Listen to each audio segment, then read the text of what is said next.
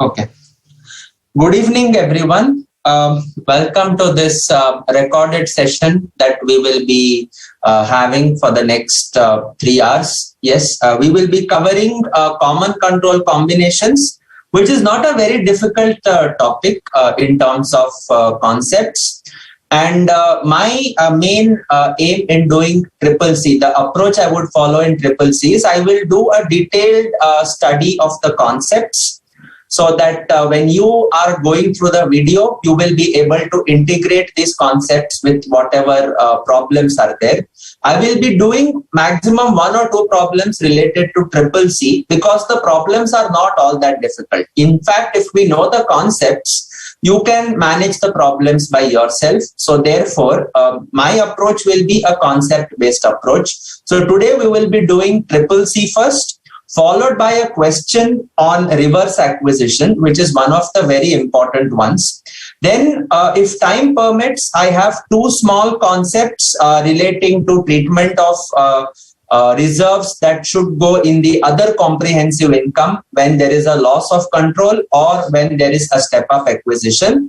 And finally, we will close the session with a discussion on Ind AS 19, where that one problem that was left needs to be done. Okay, so with this background that will be covered, that telling the topics which we will be discussing, let us start our discussion on common control combinations. We had briefly touched upon this, but we could not do it in detail in the previous session, which was, I guess, on 7th of August when we wound up consolidation. Nevertheless, I will start from fresh. So what do we understand by common control combination? This is a part of appendix to Ind AS 103. This is the only carve in. This is the only carve in that is there. In IFRS 3, we do not have anything regarding common control combination. This is only there in Ind AS. So this is a carve in and not a carve out. Okay. So why do we need this particular carve in that was introduced? And what is the change or what is the difference? We already have a standard on business combination. So what was the need to introduce common control combinations? Okay, so with this background, let us take an example. And with that example, let us understand why CCC was needed and what are the changes that it has brought and how we account for those changes. Okay, so now let us start with an example. Let us suppose that there is a parent company. This parent company is having investment in 2 subsidiaries, A Limited and B Limited. So these are the investments in 2 subsidiaries that it is having. Now, the parent company notices that the expenditure on maintaining records for 2 companies, the expenditure on audit fees for both the companies is quite high, and in fact they can be managed under one banner itself. So what the parent company does is it will tell A Limited, which is its subsidiary, that you go ahead and acquire B Limited. So this is the structure before A acquires B. After the acquisition, it will look something like this. Parent company will have A Limited, which in turn would have acquired B Limited. The acquisition could be by way of a share, by way of a purchase of a controlling stake, or it might be by the form of a absorption that could take place. If there is an absorption, obviously B Limited would cease to exist. However, let us look at the control now. Who is controlling whom? In the first case, the parent company was exercising control over A as well as over B. In the second case, the parent company exercised control over A Limited In turn, A Limited exercises control over B Limited, and we know this because we have done something known as chain holding. So in turn, what is ultimately happening is, in effect, ultimately the B Limited company is ultimately controlled by the parent company. B Limited is ultimately controlled by the parent company, and therefore, after A acquires B, is there any change in the holding structure? Is there any change in the person, the entity who is controlling B Limited? Answer is no, there is not.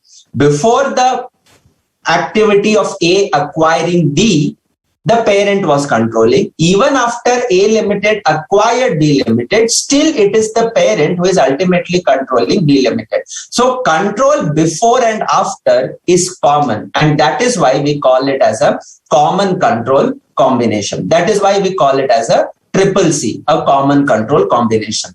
So when we talk about common control, these transactions, what we are seeing, they are not regular combinations. What we would like to call them is, they are more of a restructuring.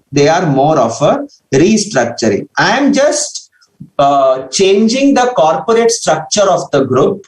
My intention is not to do an acquisition because the entities involved are under one banner only. So you are just doing a restructuring. So that is the reason your chapter in the study module is named as business combination and restructuring. Okay. So these are the restructuring activities which are carried out. Okay.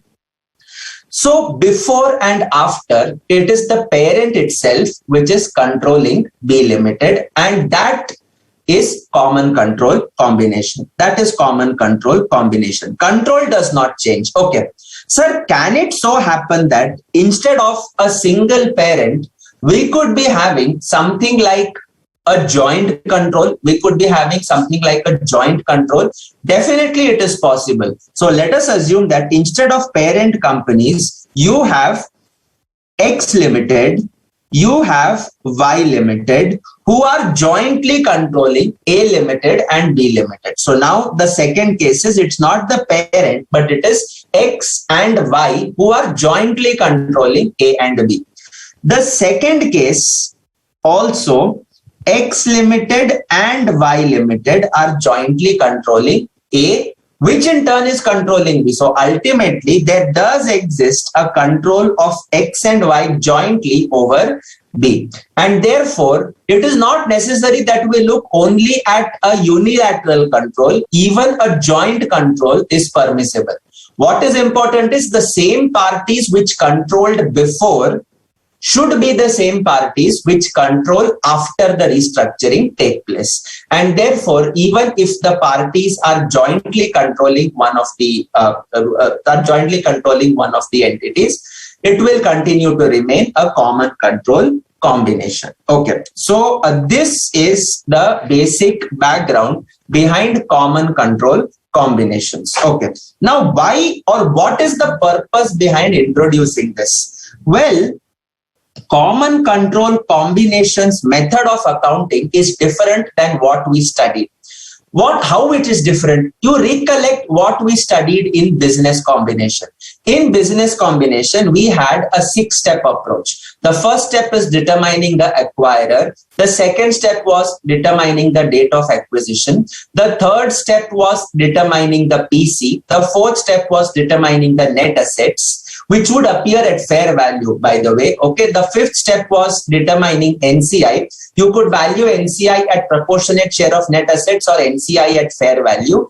And the last step was determining the goodwill. These were the 6 steps which were there. How does CCC differ? Well, CCC differs in the sense that this is following a pooling of interest method.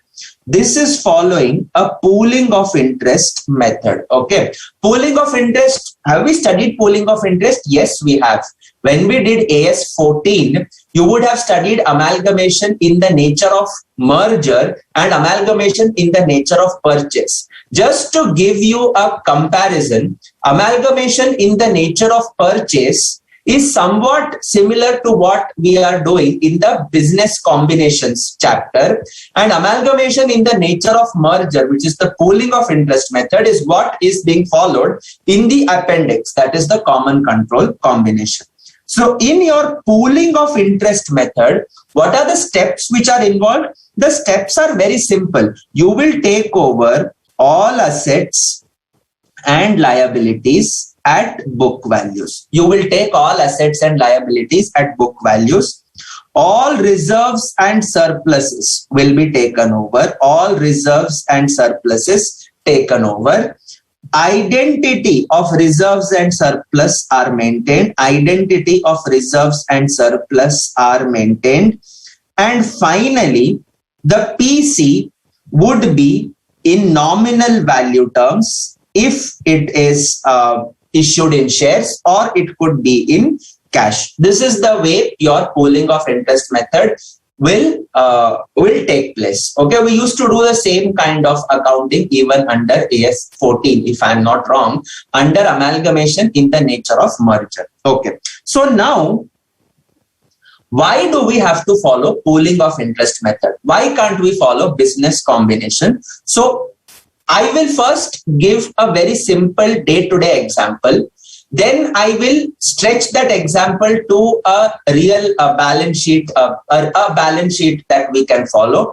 And then you should be able to appreciate why we follow the pooling of interest method. Let us assume that there is a Mr. X.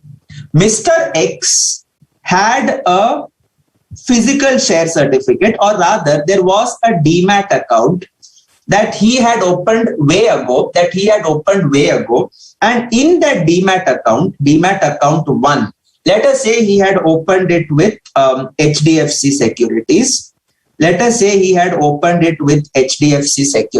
And in this demat account, there were shares of MRF Limited. Which he had purchased, I'm just making this up, say for rupees 10,000, which he had purchased for say 10,000. He had one share of MRF Limited. Mr. X is also having a second demat account. This demat account is with, let us assume, ICICI Securities. It is with ICICI Securities. And in this demat account, he is having his other shareholdings, like for example, shares in Reliance Industries, shares in L&T, as well as shares in MRF Limited. This is a new account that he is having, and therefore the MRF Limited shares were recently acquired. Let us assume that they were acquired at a value of 60,000 rupees. MRF is trading at about 75,000 rupees right now. Now Mr. X wants to maintain only one demat account. He is telling, look, I have to pay charges in HDFC Securities also. I have to pay charges in ICICI Securities also. Ultimately, what I want to maintain my shares in a demat form. So why should I remember a separate set of user ID, passwords, and pay separate set of charges? So what Mr. X decides is, this HDFC Securities demat account will ultimately be closed, and this demat account shares will be transferred to demat 2. This demat account shares will be transferred to demat 2.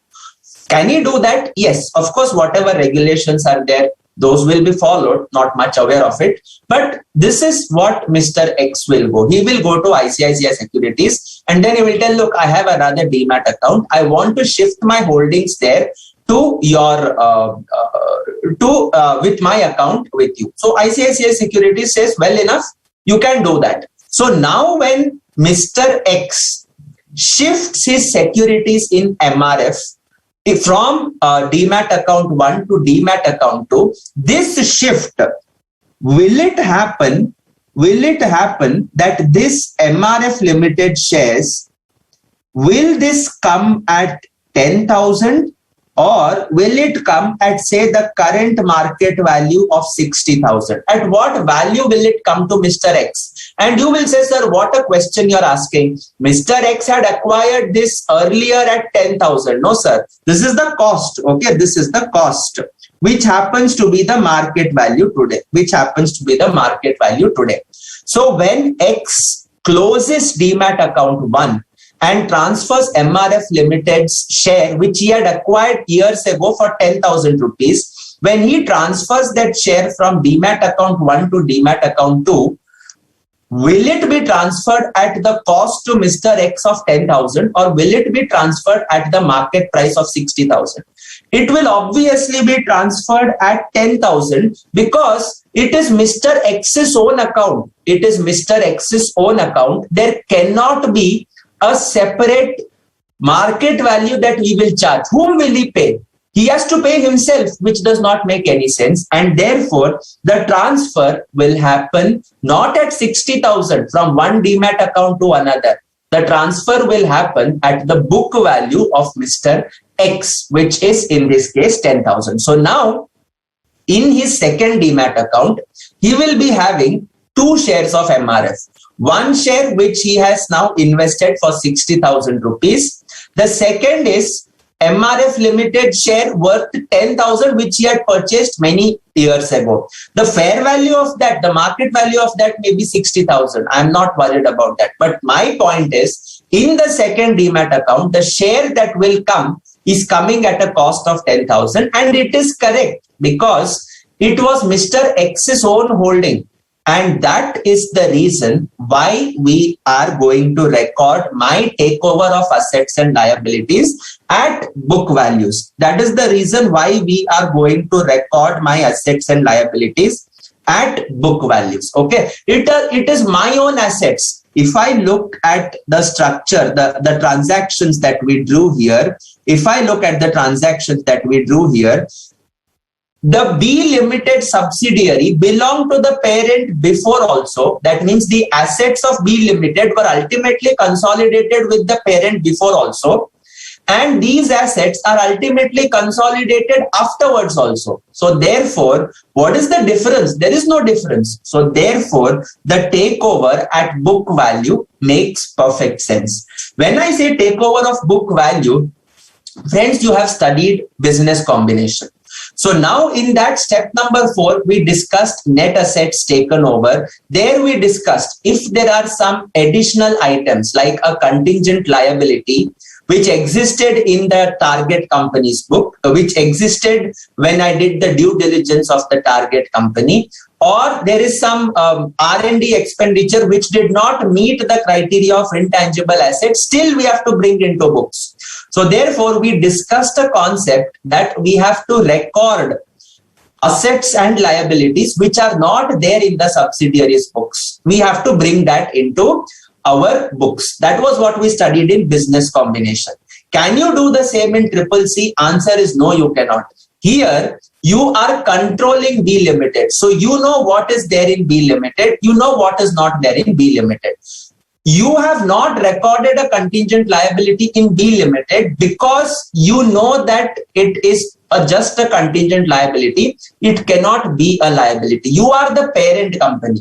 You have the same kind of the same kind of accounting policies for each of them, the same kind of accounting policies, the same kind of reasoning, the same group structure is operating. And therefore, no new assets or liabilities will be recorded apart from what is already there in the books of the target company. Therefore, it makes perfect sense for me to record all my assets and liabilities at which value? At book value. All right. Now the question arises, sir, why should we take reserves and surplus? If you remember, in the 6-step combination method, reserves and surplus of the target company were not taken over. You used to compare your purchase consideration plus NCI with the net assets, never the net assets plus reserves. But here we are comparing with reserves as well. We are taking assets, liabilities plus the reserves. Sir, why to take the reserves? Now let us take the help of an example. Okay. So I take the same structure. Parent company is there. Parent company is having its holding over A Limited as well as its holding over B Limited. Ultimately, it wants to probably simplify its management. So it tells A Limited, look, you will have to acquire B Limited. A Limited is the subsidiary. It will listen to whatever the parent company has to tell. B Limited's balance sheet had the following items. Okay. So what items it had? Well, it had equity share capital of 10,000. It had a profit and loss of 90,000. This profit and loss was there before the restructuring. This profit and loss was there before the restructuring activity has happened, when the parent was in direct control of B Limited. And then it had certain net assets worth rupees 1 lakh.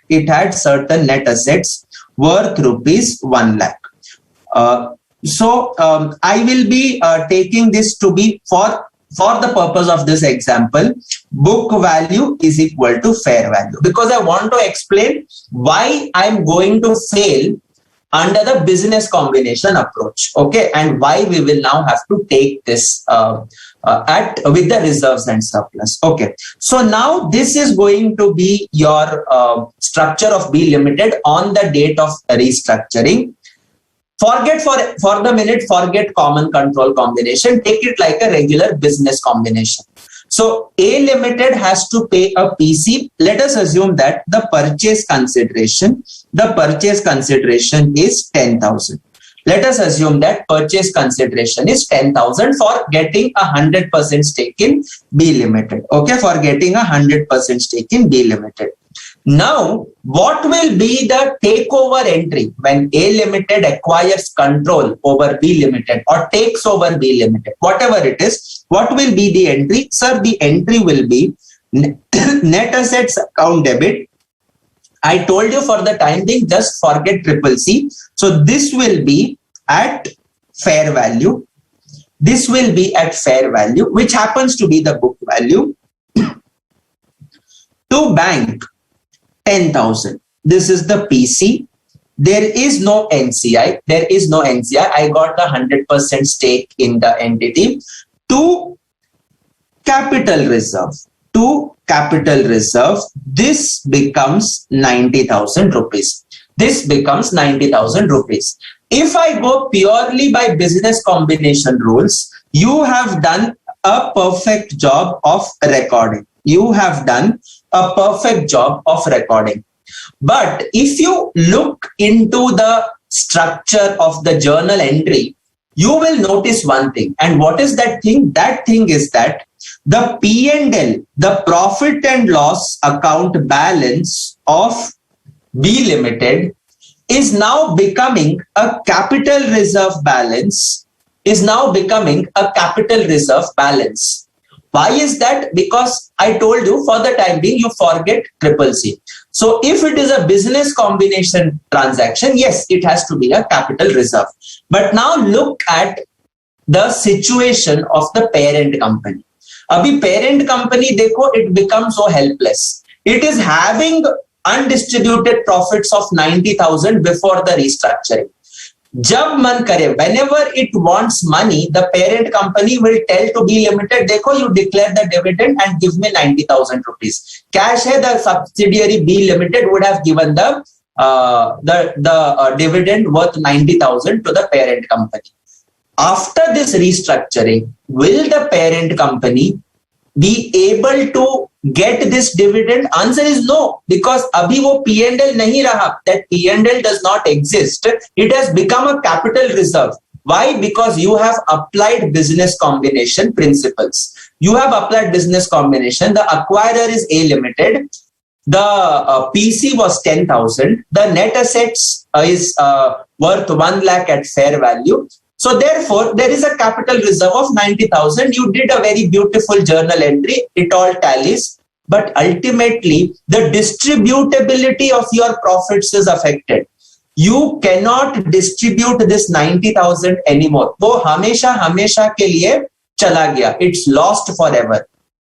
And therefore, this is not what the parent company bargained. When the parent company wanted to do a restructuring, the parent company would have told that, look, I want to do a restructuring, but I want to retain those profits. I want those profits to be distributable to me in the form of dividend, even after the restructuring.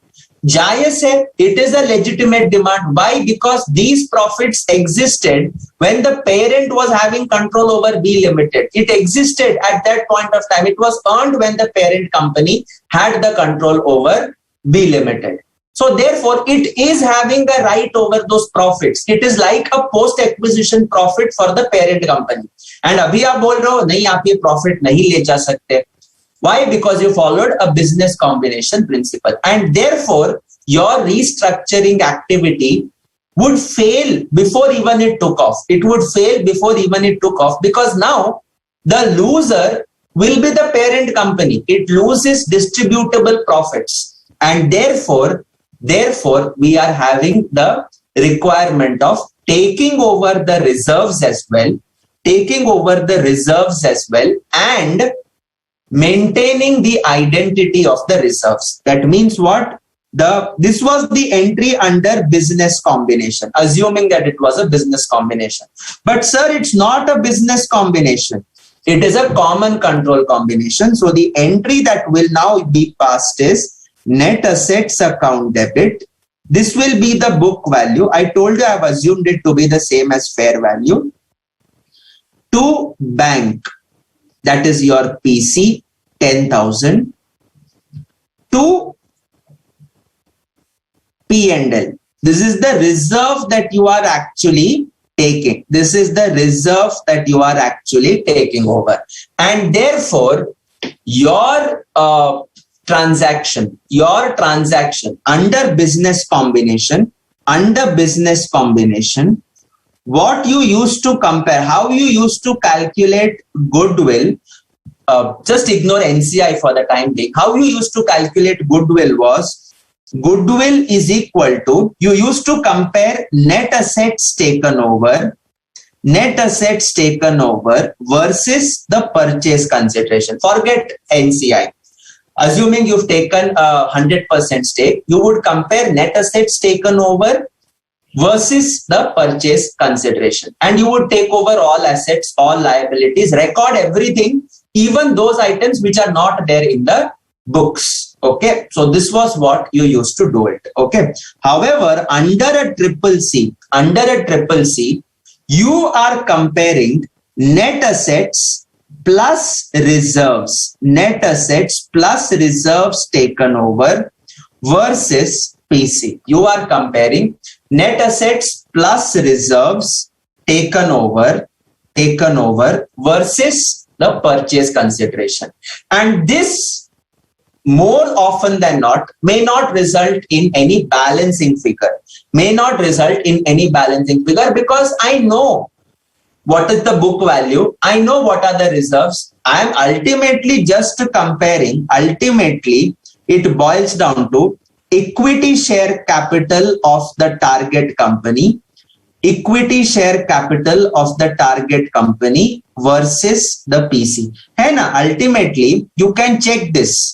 This 1 lakh minus 90,000 is nothing but 10,000. That is the equity capital that you are comparing with the purchase consideration. They both happen to be the same. And because they both happen to be the same, you are going to have a comparison between equity capital and PC ultimately. Why that is going to happen? Because you know what are the book values of assets, you know what are the book values of your liabilities, you know what are the reserves present. So mostly there won't be any balancing figure. Acha, agar balancing figure ho gaya, to if there is a balancing figure, like let us now modify this example. Now let us take the case where the purchase consideration was fixed at rupees 20,000, or let me make it 25,000. So the figure is clear. The purchase consideration is 25,000. Okay. This is a common control combination. So now the entry that would be passed is net assets account debit, book value. Why book value? These were my assets before also. These are my assets now also, of the parent, from the parent company's perspective. So A Limited, when it acquires B Limited, it will take over these net assets. This entry is passed, by the by, don't get confused. This entry will be passed in the books of A Limited only. It's not being passed in the books of the parent, because the PC is being discharged by A Limited. Okay, so don't get confused and think we do this recording in parent company. Parent company, though, it is not paying any PC. It is not acquiring the net assets of the subsidiary B Limited. So that is not going to be the transaction to be accounted in the books of parent company. It will be counted in the books of A Limited. But ultimately, these assets belong to the group which was controlled by the parent before, and now also the group is controlled by the parent. So the transactions will be recorded at book value. Okay. So net assets at book value debit. This is going to be 1 lakh. Okay. To P&L, sir, abhi aapne bola reserves lena hai. You have to take the reserve. So P&L is worth 90,000, and then my PC that was determined was 25,000. The PC that was determined was 25,000. Okay. So abhi I am going to get, if I'm not mistaken, a balancing figure of 15,000 rupees. A balancing figure of 15,000 rupees. Sir, debit mein hai to take it into goodwill. And my point is, when can you recognize goodwill? Sir, goodwill hum recognize karenge. We recognize the goodwill when I have paid more than what it is worth. Exactly. And the company is worth 1 lakh minus 10,000. You are comparing the equity capital with, that is the 10,000 equity with the PC of 25,000, right? But friends, this transaction is a transaction within the group. This is a common control combination, means this is a transaction within the group. It is an acquisition that is happening between the group members. It is an acquisition that is happening between the group members. So if I look at the group perspective, can I say that this 15,000, if we had to take it as goodwill, it would amount to an internally generated goodwill. It would amount to an internally generated goodwill. Sir, why internally generated? Because what is the source of this transaction? It is combination between members of the group. Matlab, you prepare only one consolidated balance sheet. You are all members of the same group. Yes. So when you do this transaction, somebody pays more to acquire somebody, a group member, you are ultimately not paying for the goodwill. You are ultimately not paying for the goodwill. This cannot be goodwill, because if you take it as goodwill, it becomes something like an internally generated goodwill, because it is from a transaction that happens within the group, internally within the group. And therefore, I cannot take it as goodwill. If you mark it as goodwill, this answer is wrong. This answer is wrong. It cannot go as goodwill. Sir, goodwill nahi hoga, to what it will be? It will be, friends, a capital reserve with a debit balance. It will be a capital reserve with a debit balance. Can you have debit balance in a capital reserve? Ho sakta hai. You can have a debit balance in a capital reserve. Nothing wrong in that.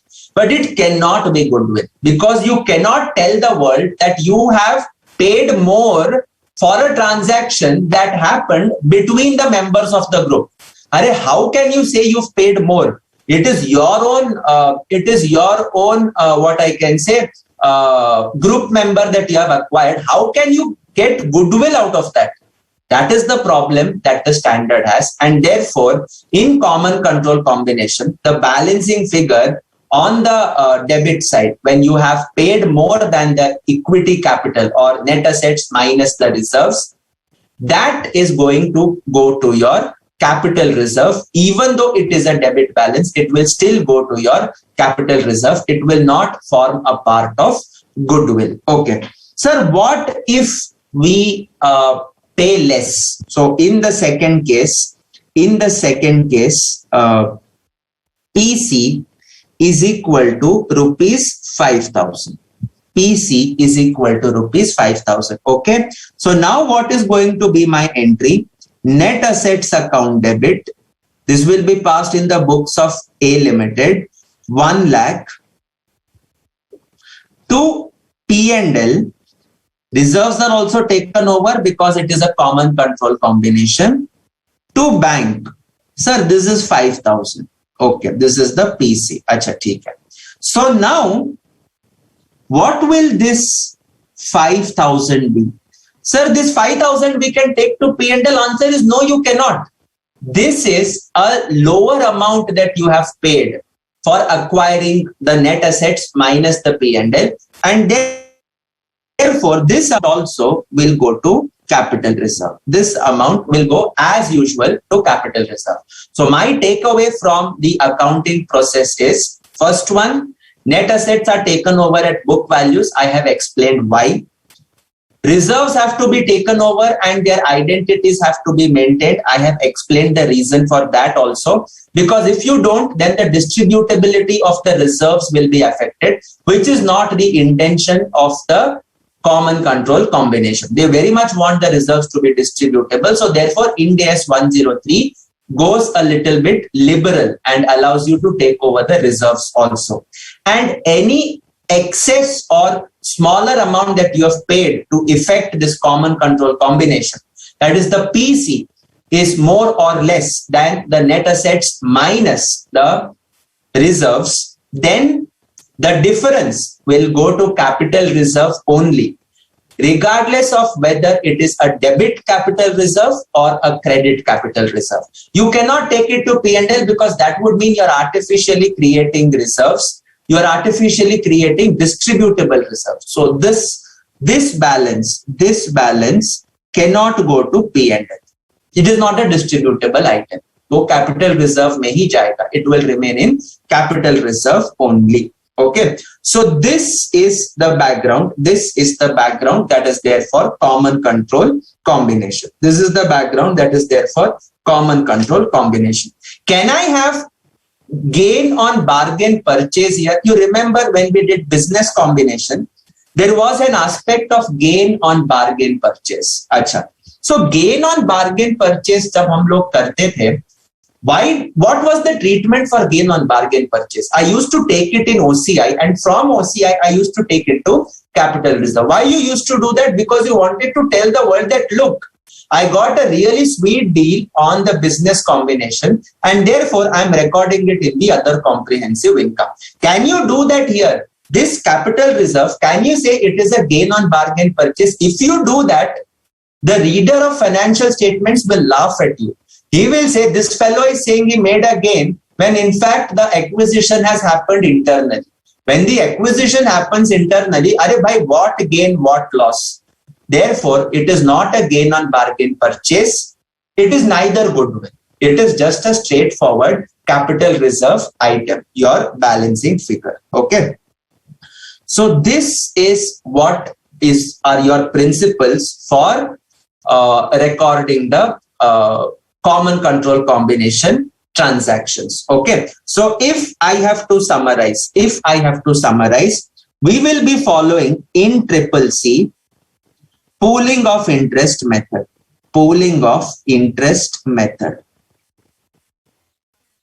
Okay. And what are the significant takeaways of the pooling of interest method? First one, all assets and liabilities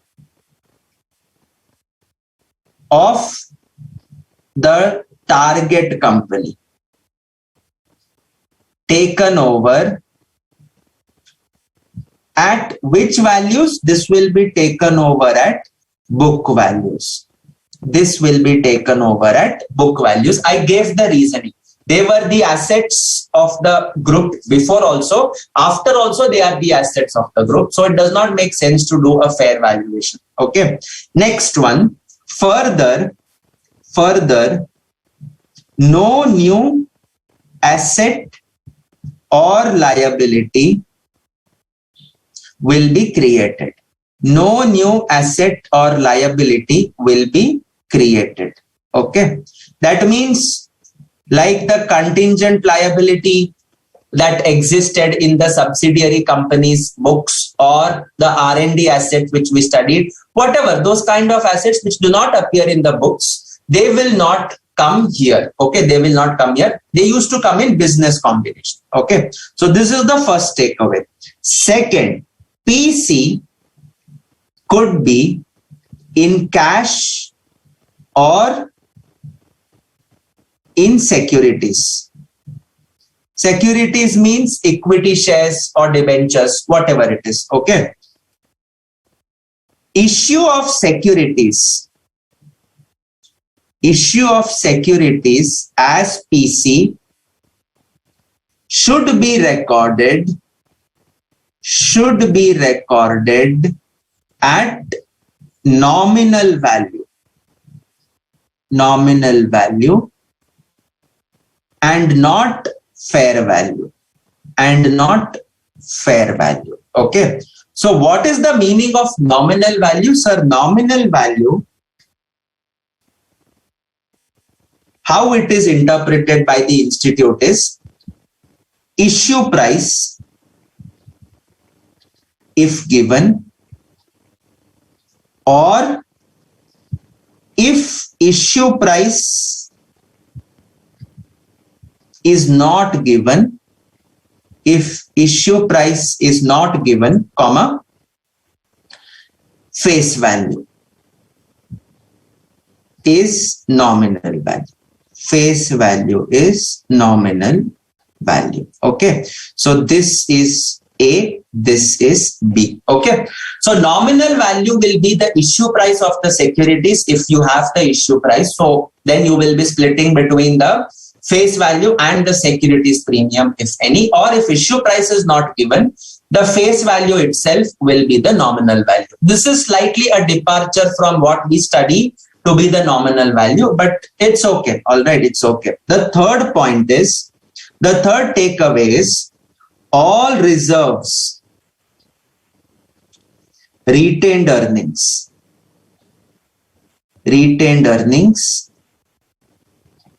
taken over and their identity is maintained. So this is the takeover of reserves also, net assets also, PC also. So difference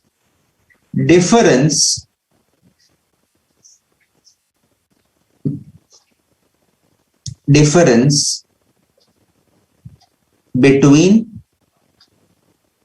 PC and net assets taken over. What is the net assets taken over? This is including reserves. Difference between PC and net assets taken over will be recorded as capital reserve. Whether positive, that is a credit balance, or negative, that is a debit balance. Whether positive or negative. No gain on bargain purchase or goodwill can be created. So that is the last summary point. No goodwill / gain on bargain purchase can be created. Okay, so this is what is your accounting. This is what is going to be your accounting. Fine. Now, the only thing which is not taken over, in this case is your share capital. Both obviously you cannot take over. Okay. So therefore, this is how the transaction will be recorded. This is how the transaction will be recorded. Okay. All right. Next. So to summarize, a common control combination is a type of a combination where the control before and the control after the combination is the same. It is not a combination really, it is a restructuring. So the control is the same or the joint control may be the same. And if that is the scenario, the pooling of interest method will be applicable. The pooling of interest method will be applicable. And these are the 4 salient points regarding the pooling of interest method. Achha. Now, in AS14, when we had to do pooling of interest method, that is amalgamation in the nature of merger, one of the conditions was at least, or all shareholders of the transferee company should become shareholders of the transferor company, of the acquirer company. Second thing was same business should be continued. Then what else were the conditions? All assets and liabilities should be taken over at book values. That was the consideration. PC should be in the form of equity shares only. At least, when I say all shareholders, it is at least 90% shareholders should be there. Assets, liabilities taken over, all of them at book value. And the same business is to be continued. These were the features. Now, let us contrast it with Ind AS 103. Ind AS 103 tells this condition is not there. Okay. All shareholders of the transferee company should become shareholders of the acquirer company. This is not there. What is there in Ind AS 103, and that is why Ind AS is a superior version of reporting, is because Ind AS stresses on the same controlling people, the same controlling entity, the same group must exist even after the restructuring. So it focuses on control. It does not focus on shareholders. Let us take, for example, there is a company S Limited. S Limited has 1,000 shareholders. Each of them having 1 share each. There is no joint control, no shareholders agreement, nothing. It is a plain simple transaction. 1,000 shareholders, सबने एक share खरीदा, and those many 1,000 shares are there, 1,000 shareholders are there. Now, this is taken over by P Limited, and all these shareholders, these 1,000 shareholders of S will now become 1,000 shareholders of P. If it was AS14, you would take it as a pooling of interest method. Dhadadhad, you would pass the journal entries and then you would prepare the balance sheet and say it was a very simple scenario. Here it does not happen that way. Here the question is, sir, you first look, who is controlling S Limited? Answer is nobody controls S Limited because there is no agreement for joint control. Kitne sare shareholders hai? Nobody owns more than 1 share. So there is no control. So when there is no control before, there is no control after, how can you say that you can follow pooling of interest method? Pooling of interest should be followed when it is a restructuring. And restructuring means, in a nutshell, the subsidiary belonged to the owners who controlled it before also. The subsidiary belonged to the owners who controlled it after the restructuring also. So the control element should be there before and the control element should be there after. In this case, there is no control at all. You would straight away apply pooling of interest under DS14, but here you will not apply the pooling of interest method because There is no control here. If there was a joint control, if a group of say 600 shareholders agreed to vote in a particular direction always, then they would be controlling S Limited. And if the same control exists after P Limited takes over, then yes, it could be a common control combination. But yahan pe, just because shareholders are there, it will not become a pooling of interest method. Why this becomes important to understand is, throughout your transactions that happen across the world, there are asset management companies. Retail investors are very less in number. Okay, retail investors are very less. Normally, in a listed company, who will be your major shareholders? The promoter group, as well as these asset management companies. Now, suppose the entity which is having the asset management companies, like for example, we take the case of L&T Limited. This is a hypothetical example. We take the case of L&T Limited.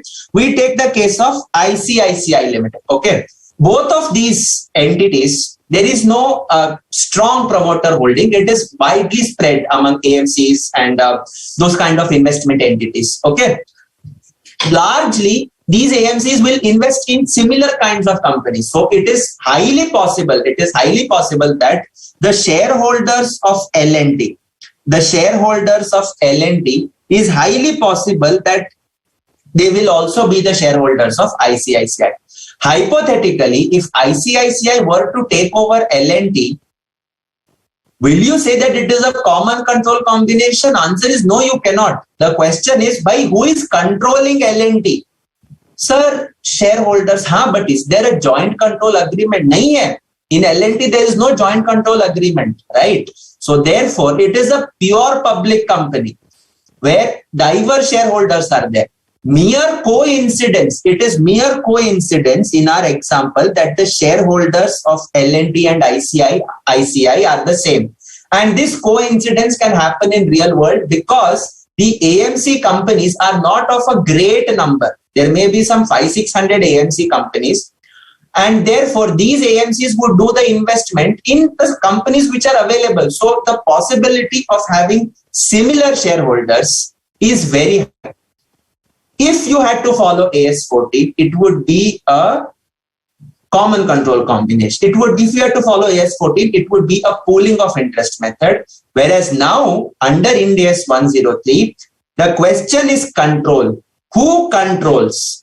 L&T, nobody. ICICI, nobody. And therefore, though the shareholders remain the same, it is not a common control combination. If ICICI were to hypothetically take over Larsen and Toubro, it would be regarded as a business combination, and you would do the detailed accounting that we have already studied. Okay, and that brings to a closure on common control combination. That brings us to a closure on common control combination. Fair enough, right?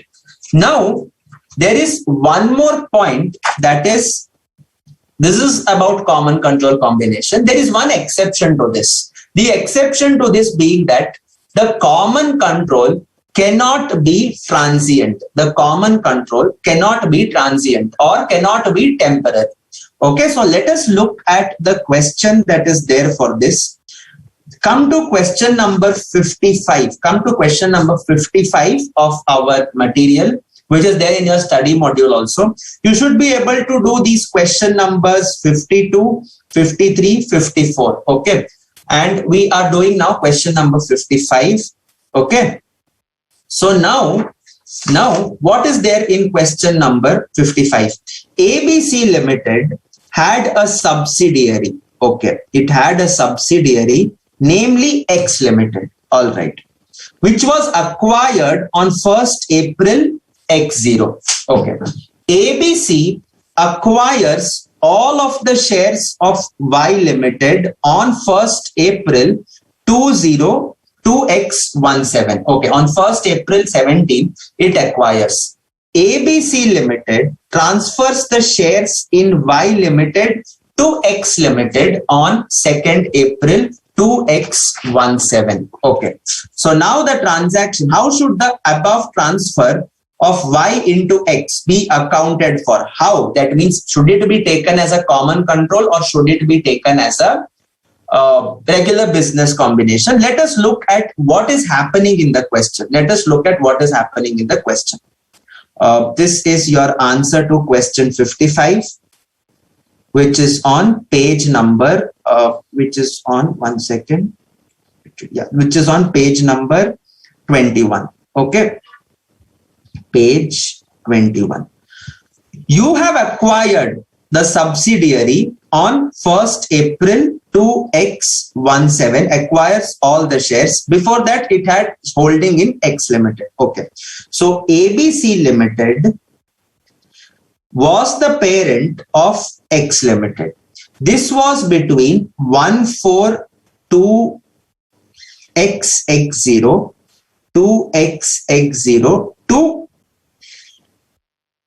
till the date when you have acquired, that is 31st March 2X17. Okay, 2X17.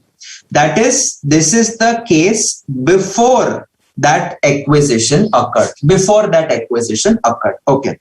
On the date of acquisition, what did you do? ABC acquires all of the shares of Y on 1st April 17. Okay. So on 1st April. Okay. This is transaction. Now look at the transaction. The transaction looks something like this. Okay. ABC Limited already had shares in X Limited. It is still holding that. It has now acquired shares in Y Limited. It has now acquired shares in Y Limited. This happens on 1/4/17. This happens on 1/4/17. All right. And 2/4/17 onwards, 2nd April 17 onwards. How does the transaction look like? It looks like this.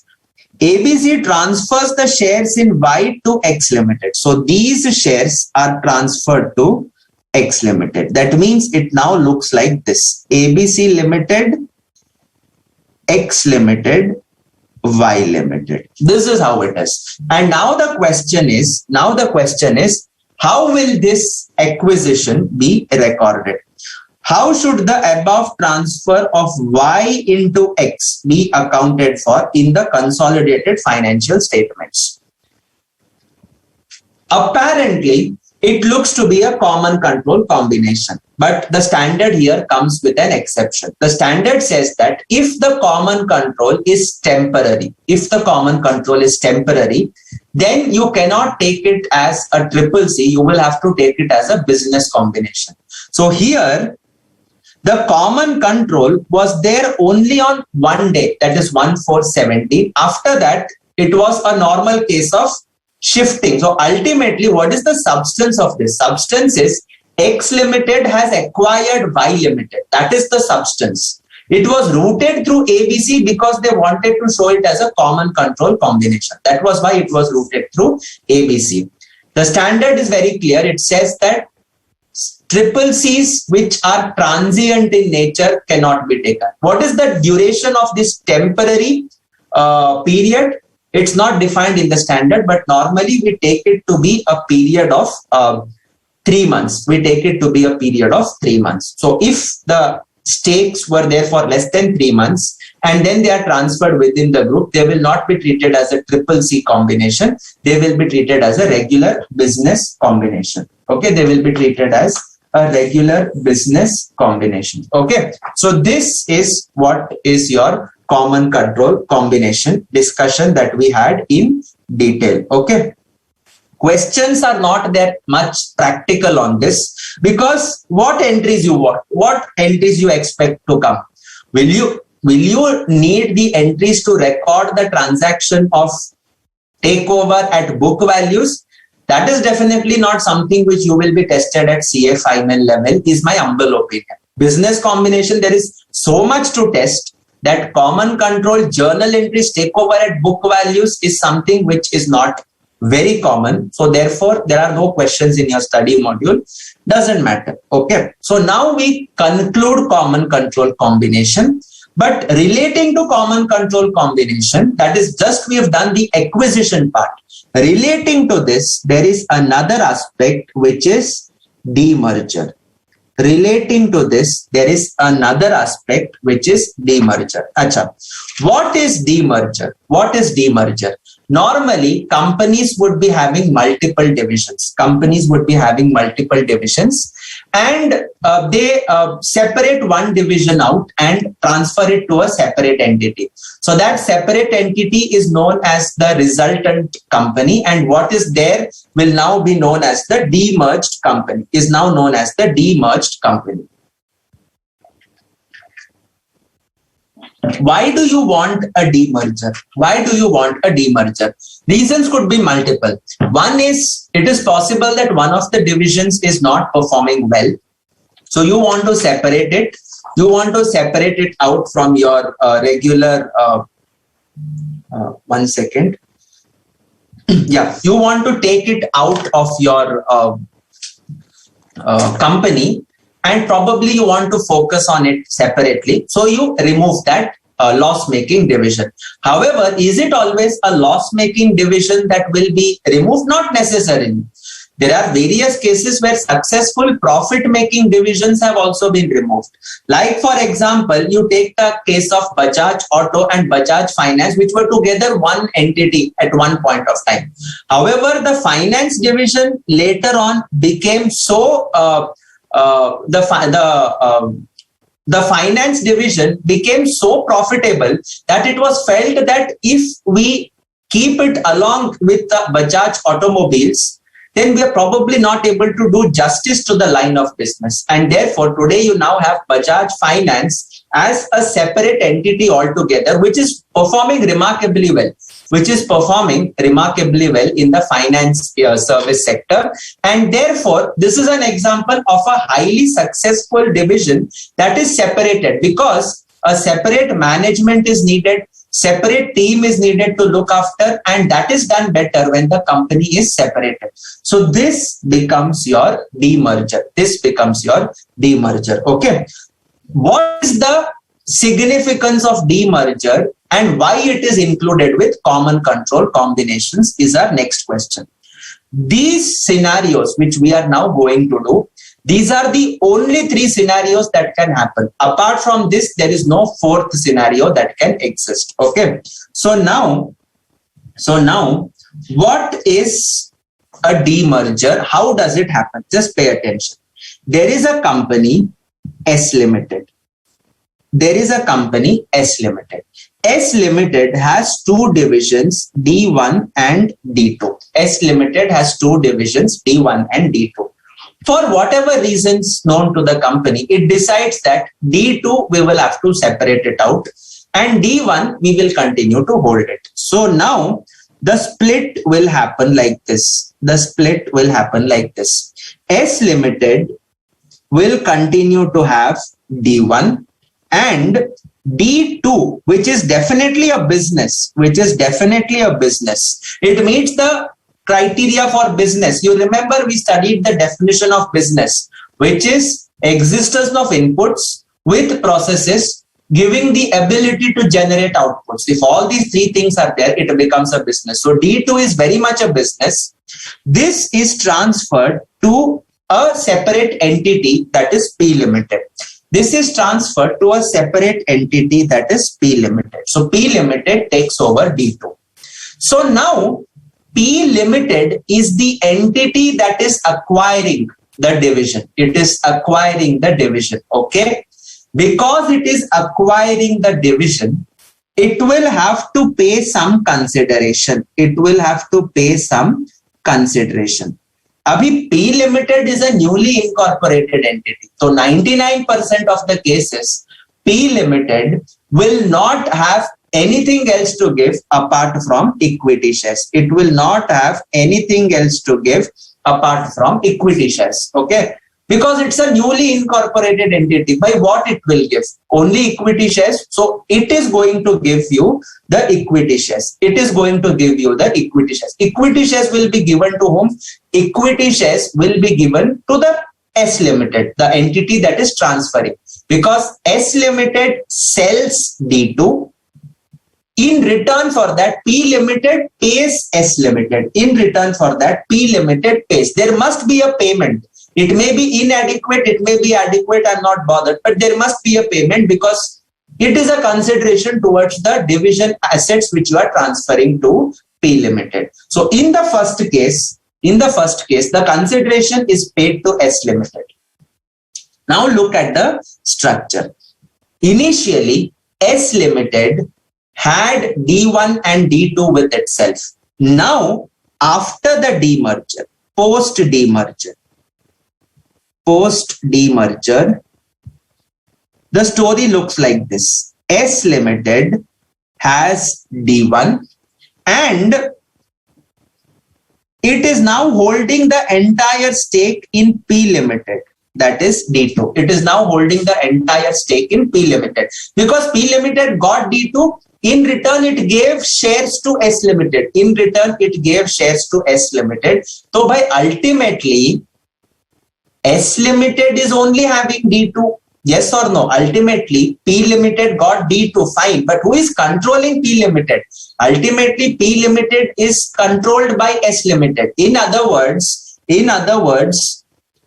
S Limited was the controlling entity in the first case before the demerger, and after the demerger also, it is S Limited only who is controlling, and therefore, control over D2 business.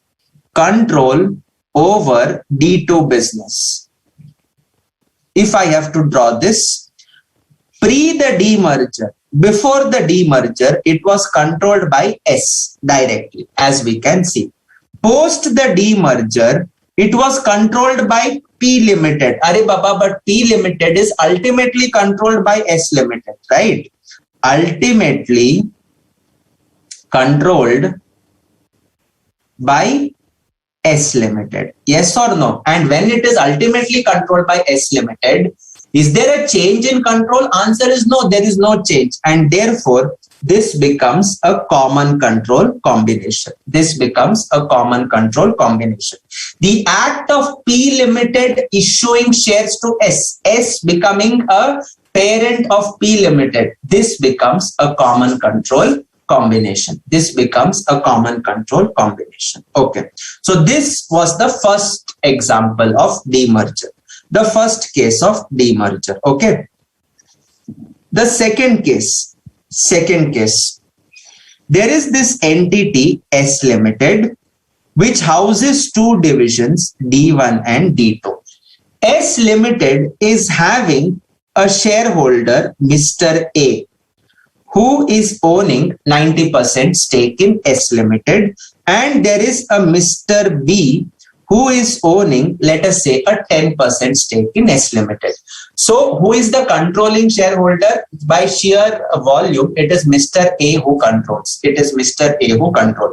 Okay. Now, because of whatever reasons, they decided to split the divisions. They decided to demerge. So D2, which is a business, was taken over by P Limited. D2, which is a business, was taken over by P Limited, and S Limited remains with D1. Okay.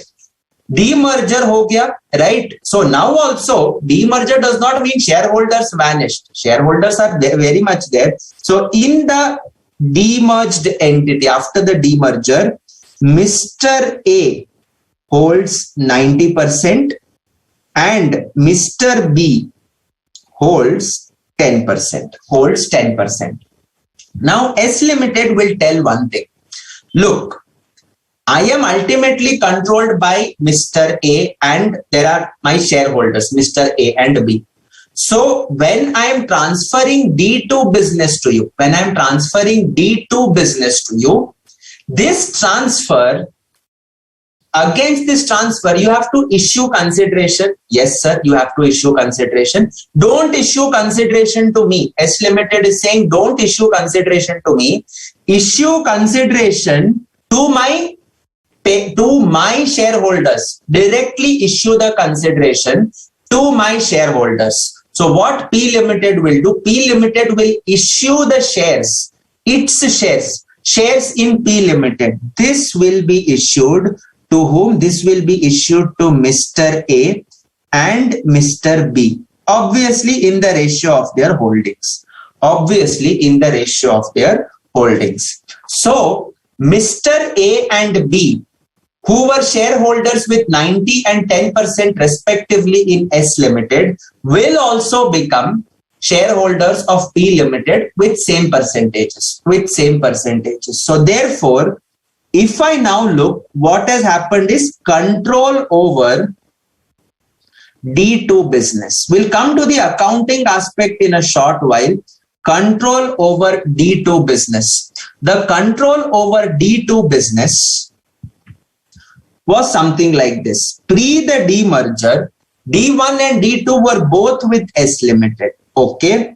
But ultimately, S Limited was controlled by Mr. R. Ultimately controlled by Mr. A. Ultimately controlled by Mr. A. And post the demerger, it is there with P Limited. But even P Limited, my friends, is ultimately controlled by Mr. A. So is there any change in the ultimate holder who is controlling the D2 business? Answer is no. There is no difference. Okay, there is no difference. Ultimately, it's one and the same. And therefore, even in this case, the transaction becomes what we call as a common control combination. Okay. So case 1, the purchase consideration in the form of P Limited shares is issued directly to S Limited only. So S Limited becomes the parent of P Limited. The control over D2 was before the demerger with S. After also it is with S indirectly through P. So therefore it is a common control combination. In the second scenario, this consideration, S Limited tells, don't pay me, pay it to my shareholders. So the controlling shareholders of S, who control D1 and D2, will ultimately become the controlling shareholder of P and now control D2. So D2 business, control over that was the same before also, was the same after also, and therefore it is also a common control combination.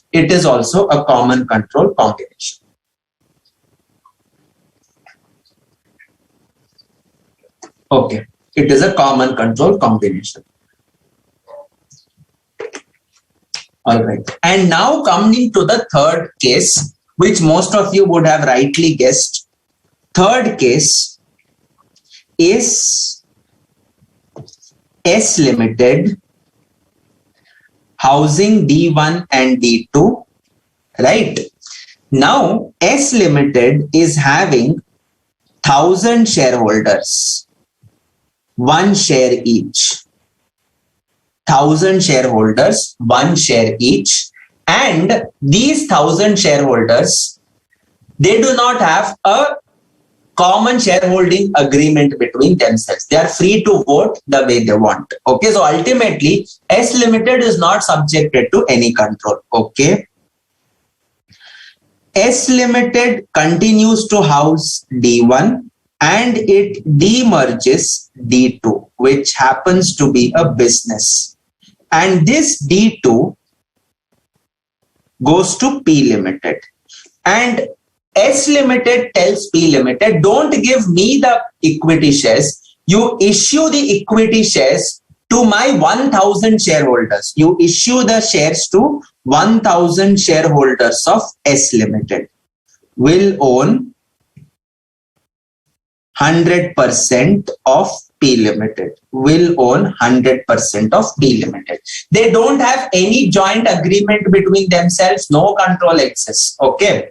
So now if I look at the structure or control over D2 business, control over D2 business, the story looks like this. Pre the demerger, it was controlled by S Limited, but over S Limited, there was no ultimate control. There was no ultimate control. In all the three cases, P Limited is the acquirer. It is acquiring the business. Okay, it is acquiring the business. S Limited is the seller. It is selling the business. Okay, so there is no ultimate control. And post the demerger, control over the D2 business, lies with P Limited. It takes over D2. But there is no ultimate control. And therefore, unlike the case 1 and case 2 where ultimate control before and after remained the same, here you cannot say that it is the same. See, don't think that no ultimate control means control is the same. No. The same shareholders who will vote in S Limited need not necessarily vote in the same direction in P Limited. No ultimate control means no control exists over S and P. And when no control exists before and no control exists after, obviously, it cannot be a common control combination because control itself is not there. It cannot be a common control combination. This is going to be a business combination. You will do the six-step method of accounting that we have already discussed. Okay. So this is what is your demerger. Case 1, S Limited houses D1 and D2. It removes D2, transfers it to a separate entity P. P is the acquirer. It issues PC to S Limited directly. S Limited becomes the parent of P Limited. There is a common control over D2 before directly by S1 and after the demerger by S through P Limited, and therefore it is a triple C. Second case, there is a controlling shareholder of S Limited who controls ultimately D1 and D2. D2 is separated and transferred to P Limited. S tells you give the PC not to me, that is S Limited, but to my shareholders.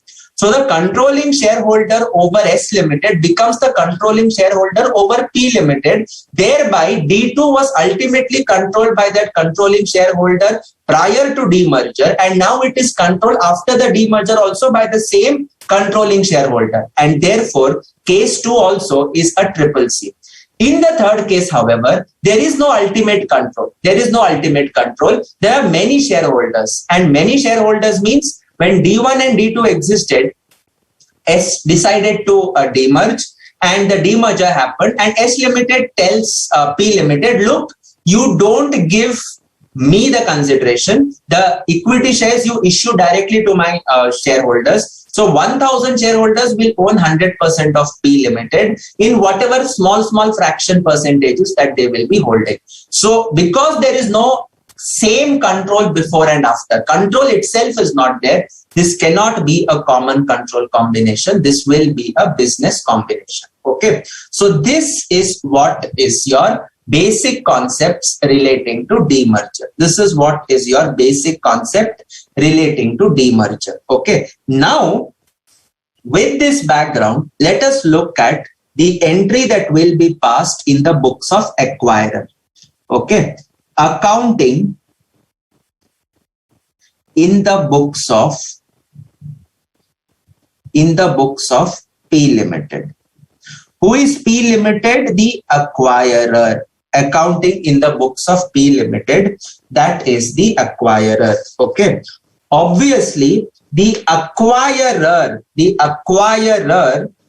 is going to get D1. That means he's going to get assets of D1. He's getting D2. That means he's going to get assets of D2, liabilities of D2. He's going to get assets as well as liabilities of D2. Okay. All right. So this accounting will be split into two cases. Why two? Because sir, case 1 and case 2 was a triple C and case 3 was a business combination. So case 1 and 2, where this was a common control combination, and case 3, where this was a business combination,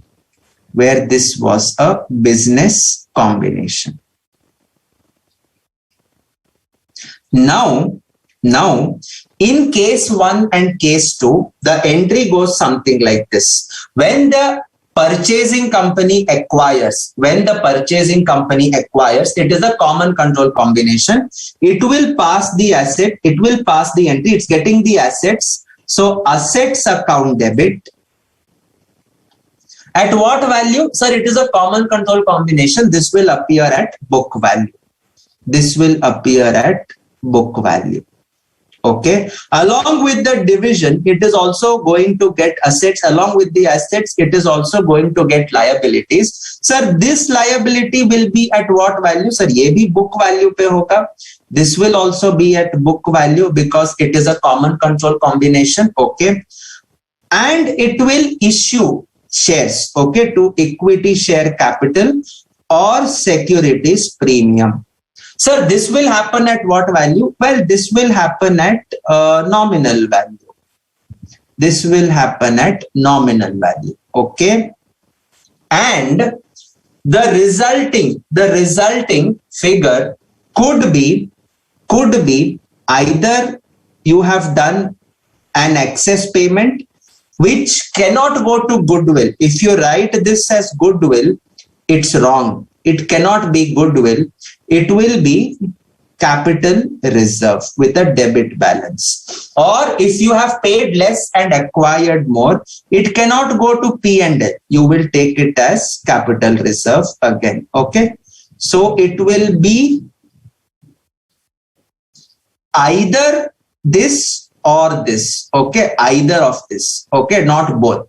There can either be a capital reserve debit or a capital reserve credit, not both. But the difference will ultimately go to capital reserve. It won't go in goodwill, neither will it go in gain on bargain purchase. Okay, so this is what is the entry that will be passed. Acha, business combination hoga. If it is a business combination, third case, then what will be the entry in the books of P Limited? Sir, the entry in the books of P Limited will be assets account debit. It is obviously going to get assets, right? But these assets, can it record at book value? Sir, division I'm getting. No, you're getting a division, that's right.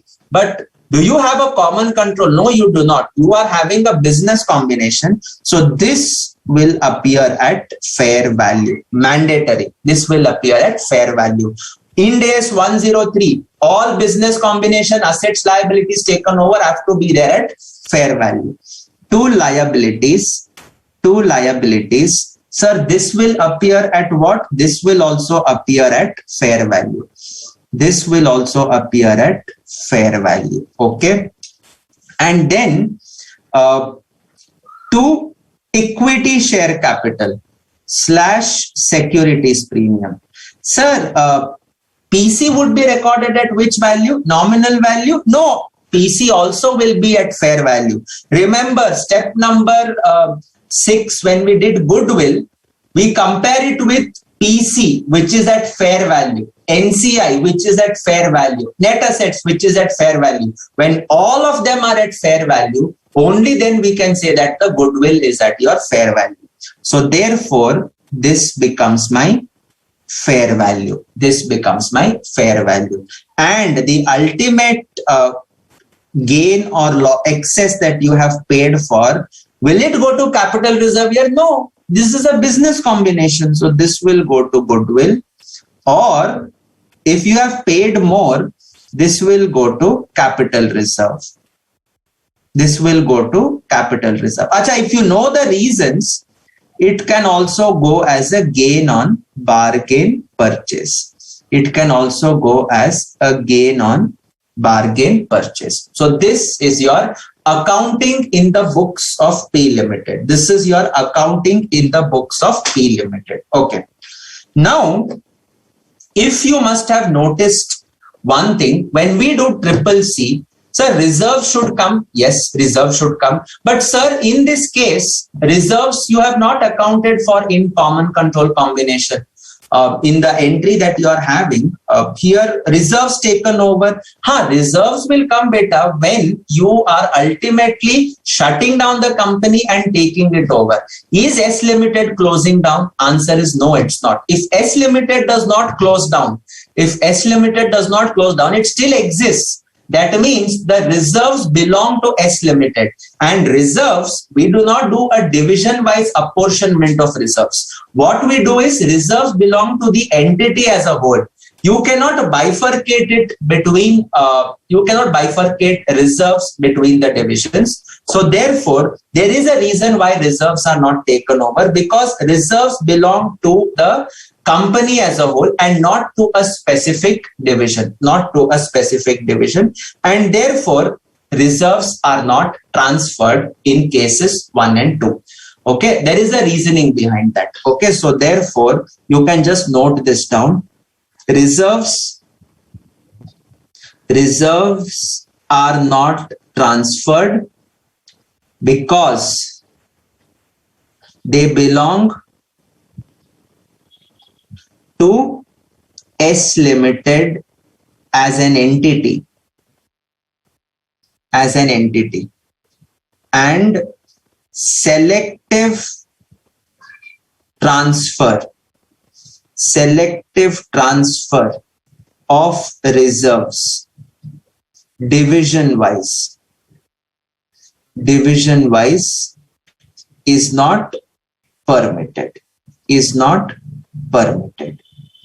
Therefore, whenever you do a demerger question in the purchasing company's books, please do not record the reserves. Okay, do not do proportionate and all those kind of things. वो सब मत कीजिए, please. Okay. All right. So this completes accounting in the books of purchasing company, which is fairly simple. There is no doubt about this. Okay. Now, accounting in the books of selling company. And this is not difficult, but slightly it is, one part is slightly technical. Accounting in selling company's books. That is S Limited. Okay. Now, we have three cases. Case 1, S Limited transfers the division to P Limited. It is getting the shares. Second case, S Limited is transferring the division to P Limited. S Limited's controlling shareholder gets the shares in P Limited. Third case is your business combination case. Okay, so we can split this accounting into two parts.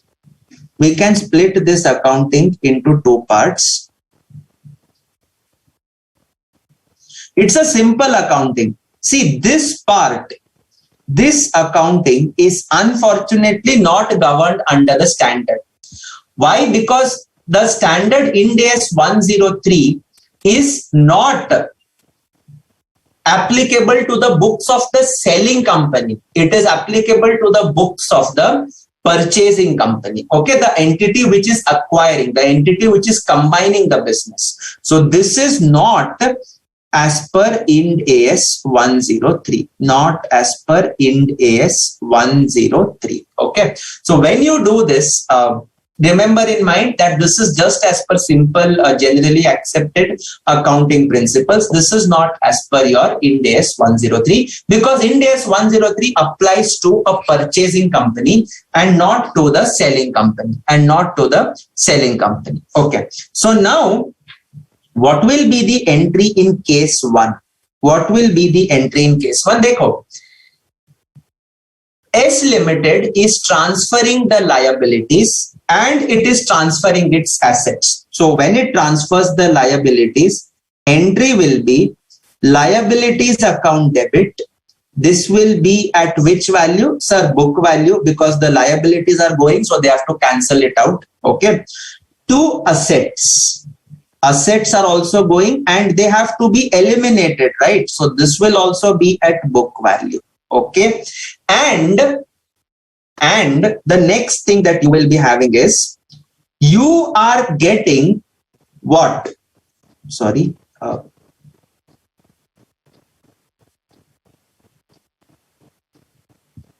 By virtue of transfer, the purchasing company is giving you the shares, is giving S Limited the shares. So you are getting an investment in P Limited. You are getting an investment in P Limited. Investment in P Limited debit. Because you are the entity who is getting the shares. The shares are actually coming to S Limited. So you will have the debit to investment in P Limited. Acha, when these things are done, you can compare, and any comparison may result in a gain or loss. Now this gain or loss, where it should go, multiple choices are there because there is no standardization on this. This is not a matter of Ind AS 103. Some entities choose to take it as P&L because it is ultimately sale of assets and liabilities. So they take it to the P&L. Some entities take it to capital reserve as a gain or loss on restructuring. Either ways, the treatment is fine. Institute in its academic answers takes it to capital reserve as a gain or loss on restructuring. So that is what we will be following. Okay. So this will go to capital reserve if it is a loss.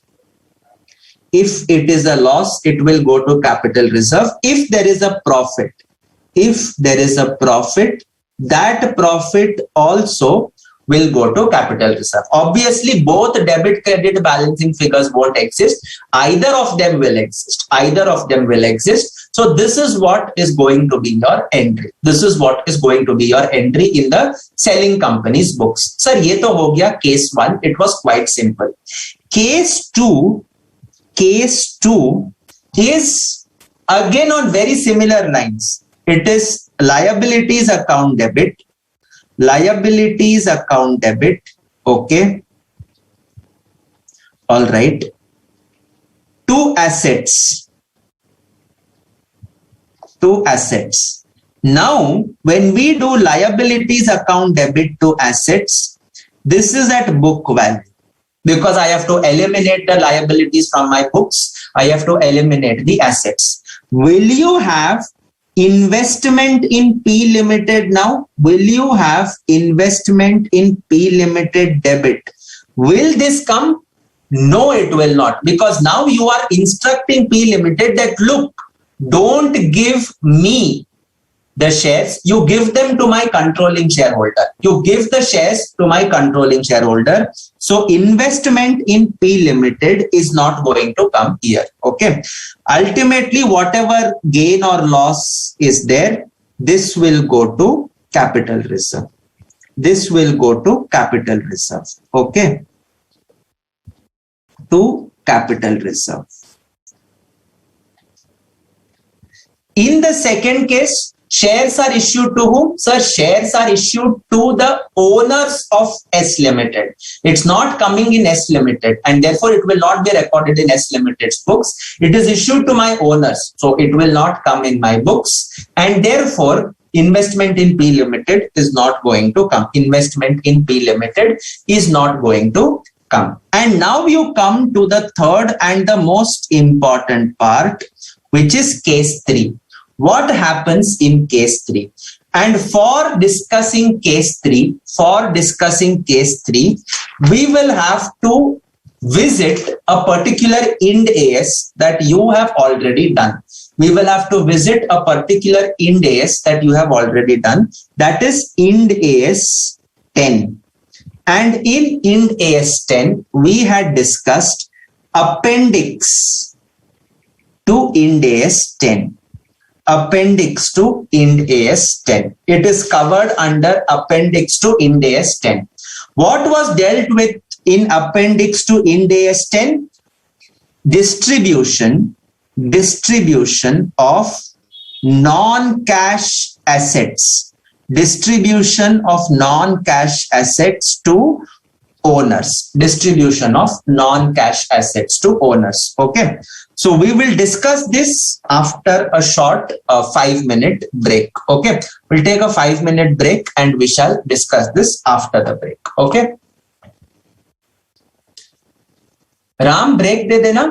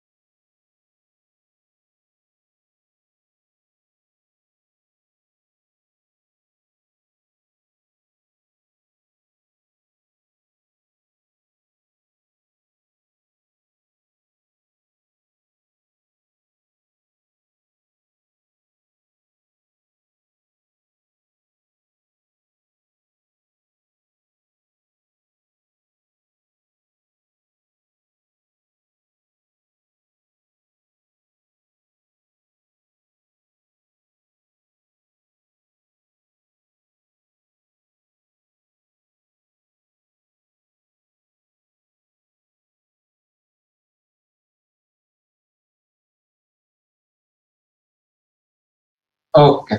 Acha. So, as I told you, the third case is covered under Appendix to Ind AS 10, which is distribution of non-cash assets to owners. Okay. So now, what does this Appendix to Ind AS 10 tell us? Whenever dividends are paid to owners, not in cash, but in kind, it's not permitted under the Companies Act, but we are not doing the Companies Act, right? So we are doing Ind AS. So probably this has come from IFRS. So therefore, probably you may be having non-cash distribution of dividends permitted outside India. So when non-cash distribution of dividends are permitted outside India, the IFRS, that was the IAS 10, had this appendix. So therefore, we had to bring this. So what happens is, suppose let us take the case of an entity which is having a balance sheet that looks like this. The balance sheet of a particular entity looks like this. Okay.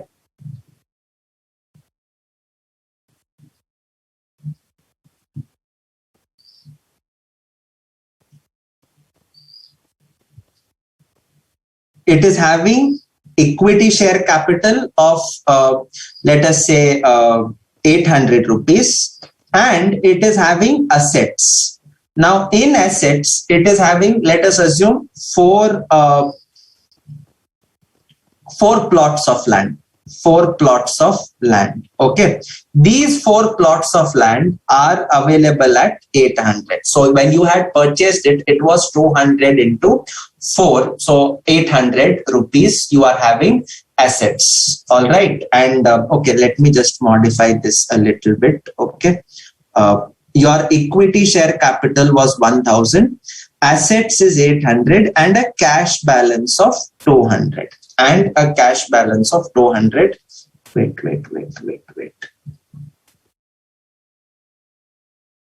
Right में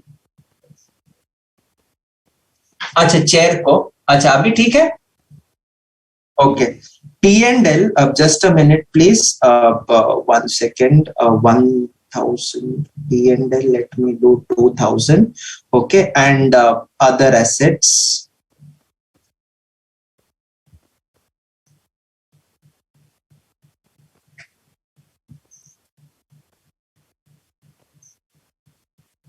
okay so other assets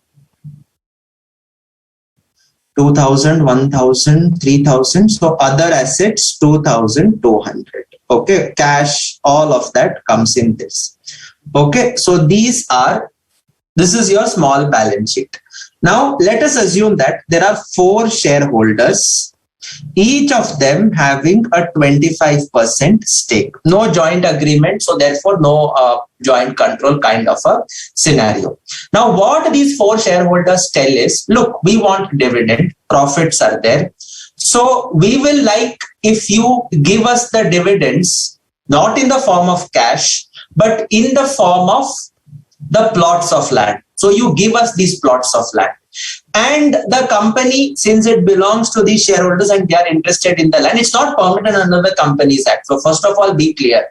Don't jump and say that, sir, ye Companies Act mein nahi ho sakta. Nahi ho sakta, barabar hai, but we are studying Ind AS. Okay, so statute, you keep it aside for the time being and you'll understand the concept. So it wants to distribute dividends in the form of this land. So what is the entry that it should pass? Is it a sale of asset for zero consideration? Answer is no. This is not sale of consideration because this is transfer of assets to owners of the company in their capacity as owners. This is transfer of assets to owners of the company in the capacity of them being the owners. It's not in the capacity of them being buyers of land. So therefore, the entry will be retained earnings or what is called as your P&L balance account debit to assets, that is land. Okay, fine. Now this land, it so happens that the fair value of this land is 300 into 4. So fair value is 1200. Fair value is 1200. Okay. So now the question that arises is, sir, we are distributing this land, So a land, when it is distributed, my land value should become 0. If I debit 1,200 and credit 1,200, land will go negative because 800 is the land value and 1,200 you are saying. So it will go negative. So I will record it at book value only and make my land 0. Accounting wise, you are correct, but concept wise, you are not correct. Sir, why am I not correct? Because you have not declared a dividend of 800. You have declared a dividend of 1,200. And therefore, that fact is not disclosed in this journal entry. That fact is not disclosed in this journal entry. So what Ind AS 10 tells us is, what Ind AS 10 appendix tells us is, first, whenever you are distributing non-cash assets, you remeasure those assets to their fair value. The difference in remeasurement, you take it to the profit and loss account. Okay. So first thing is assets account debit to gain on remeasurement. To gain on remeasurement. This gain on remeasurement is 1,200 minus 800. So this goes to P&L. This ultimately goes to P&L. And now, after you have brought it to the fair value, you will then declare the dividend. Retained earnings account debit. Retained earnings account debit 1,200 to assets. This land of 1,200. So after the dividend is distributed in the form of land, your balance sheet will look something like this. Okay. Just to give a closure to the balance sheet. Equity share capital will appear at 1,000. Your P&L, you started off with 2,000. Opening was 2,000. Then there was a remeasurement. A remeasurement of 400 minus a dividend of 1,200. So you would be left with 2,400 minus 1,200. That gives you 1,200. And you would be having here assets, that is land. This would be 0. And finally, you would be having other assets. These are not touched. So 2,200.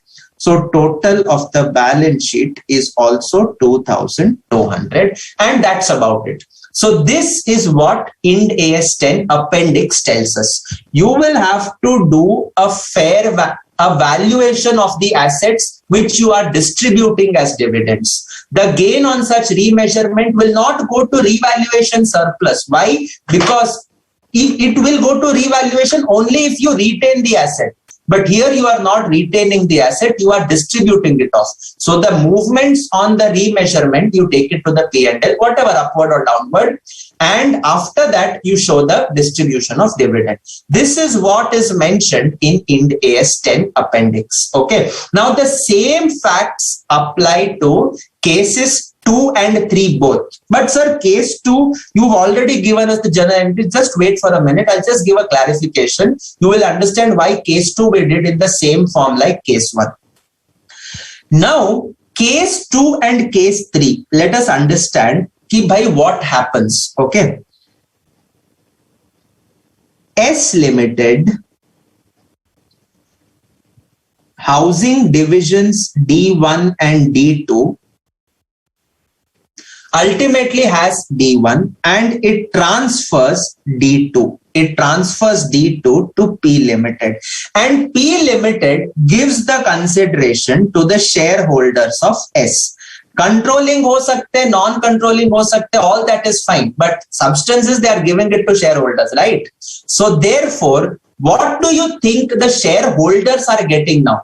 The shareholders, if I have to say that this D2 contains the assets of land, in effect, those four shareholders, in effect are getting a company in which they are owners and that company has land. So can I say that they are getting the assets as a dividend in substance? Yes, they are not directly getting the dividends, but in substance, the shareholders of S Limited are getting a company with D2's assets, and liabilities, whatever it is. So therefore, can I say that this is like a non-cash distribution of dividends? Definitely it is. Okay, definitely it is. Okay. So therefore, this transaction will be treated as if it is a non-cash distribution of dividend. And what will be the accounting treatment? The accounting treatment will be first one is transaction is treated as non-cash distribution of dividend. Okay. Hence, assets/liabilities transferred would be remeasured, and gain or loss on remeasurement taken to profit and loss account. This is as per appendix to Ind AS 10. Okay. The next thing that you would do is second.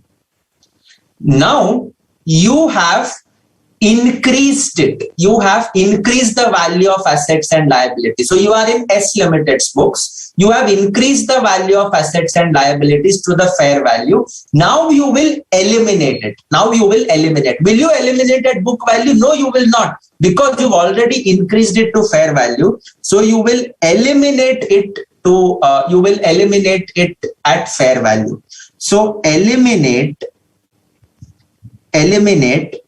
assets and liabilities at fair value. Eliminate assets and liabilities at fair value. Difference being distribution of dividend. Difference being dividend distributed. Difference being dividend distributed. I'll write the journal entry behind on the next page. Okay. But for the time being, this is what it is.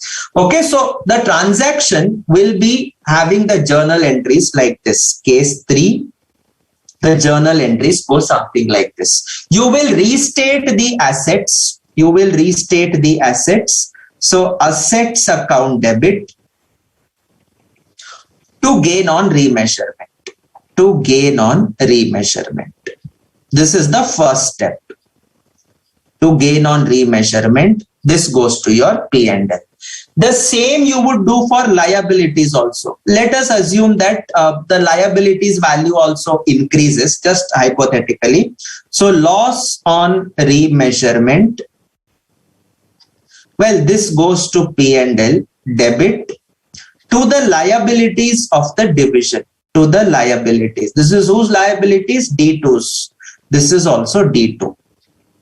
So this is your remeasurement. This is the first step. Okay. Now, after the first step, what is the second step? You are distributing it. So that means you will have to eliminate it. So when I eliminate it, liabilities account debit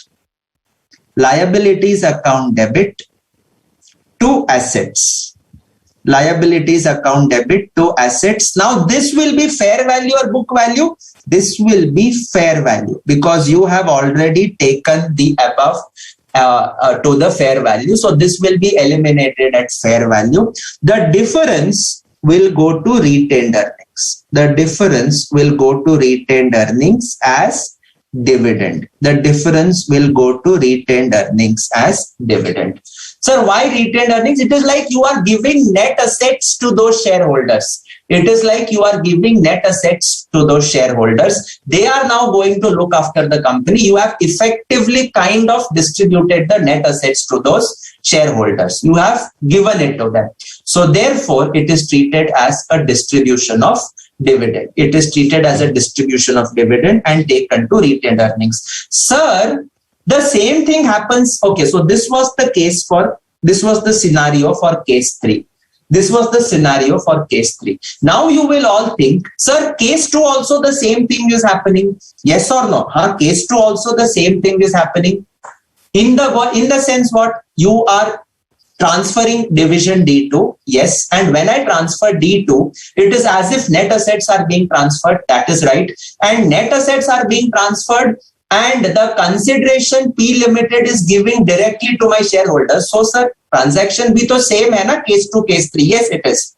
But appendix to Ind AS 10 excludes common control combination from its scope. Appendix 10. This is the additional thing that is introduced. That is, it scopes out the case 2 scenario when there is a distribution of assets pursuant to a common control combination. It is excluded from appendix to Ind AS 10, and that is why we are doing the regular accounting. That is why we are doing the regular accounting. Why am I doing? Because this is excluded from scope of appendix to Ind AS 10. This is excluded from scope of appendix to Ind AS 10. And that is why we are doing the regular accounting. Otherwise, case 3, we know the accounting that we will have to do. Just the accounting that we have just now discussed. Okay, so with this background, why is this excluded? Why is this excluded? Okay, why is common control combination excluded? And probably the reason could be something like this. Okay, S Limited was ultimately controlled by Mr. A, Mr. B, and Mr. A had 90% shares. Mr. A had 90% shares. So he was consolidating.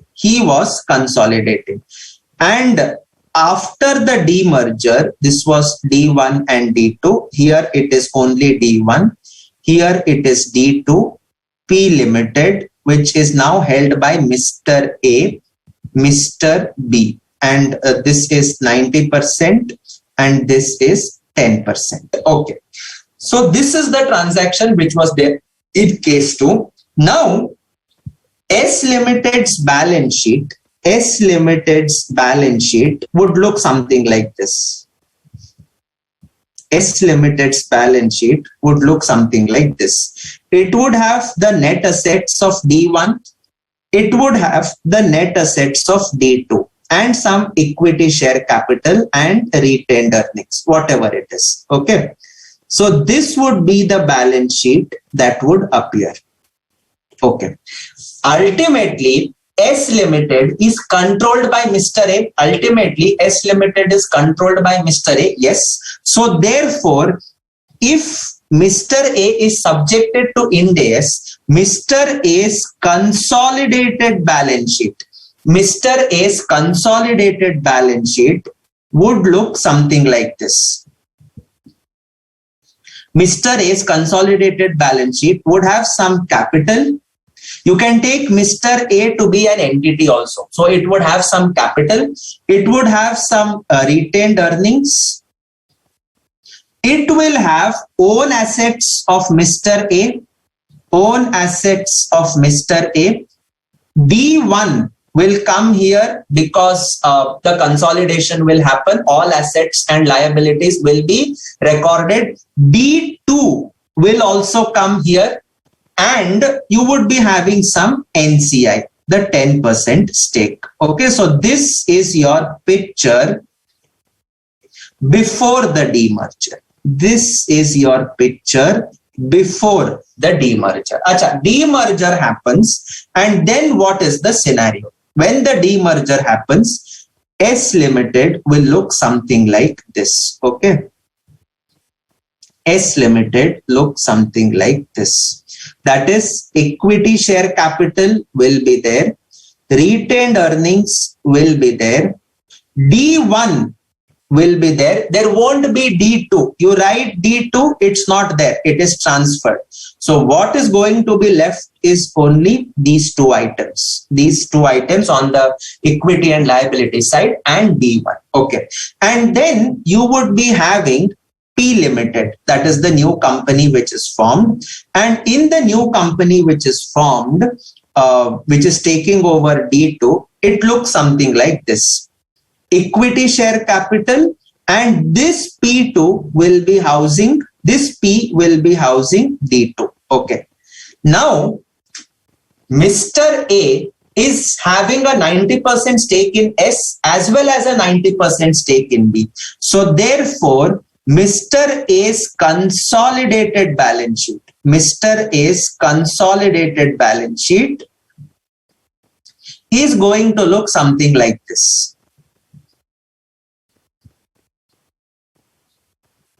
It will have its own capital.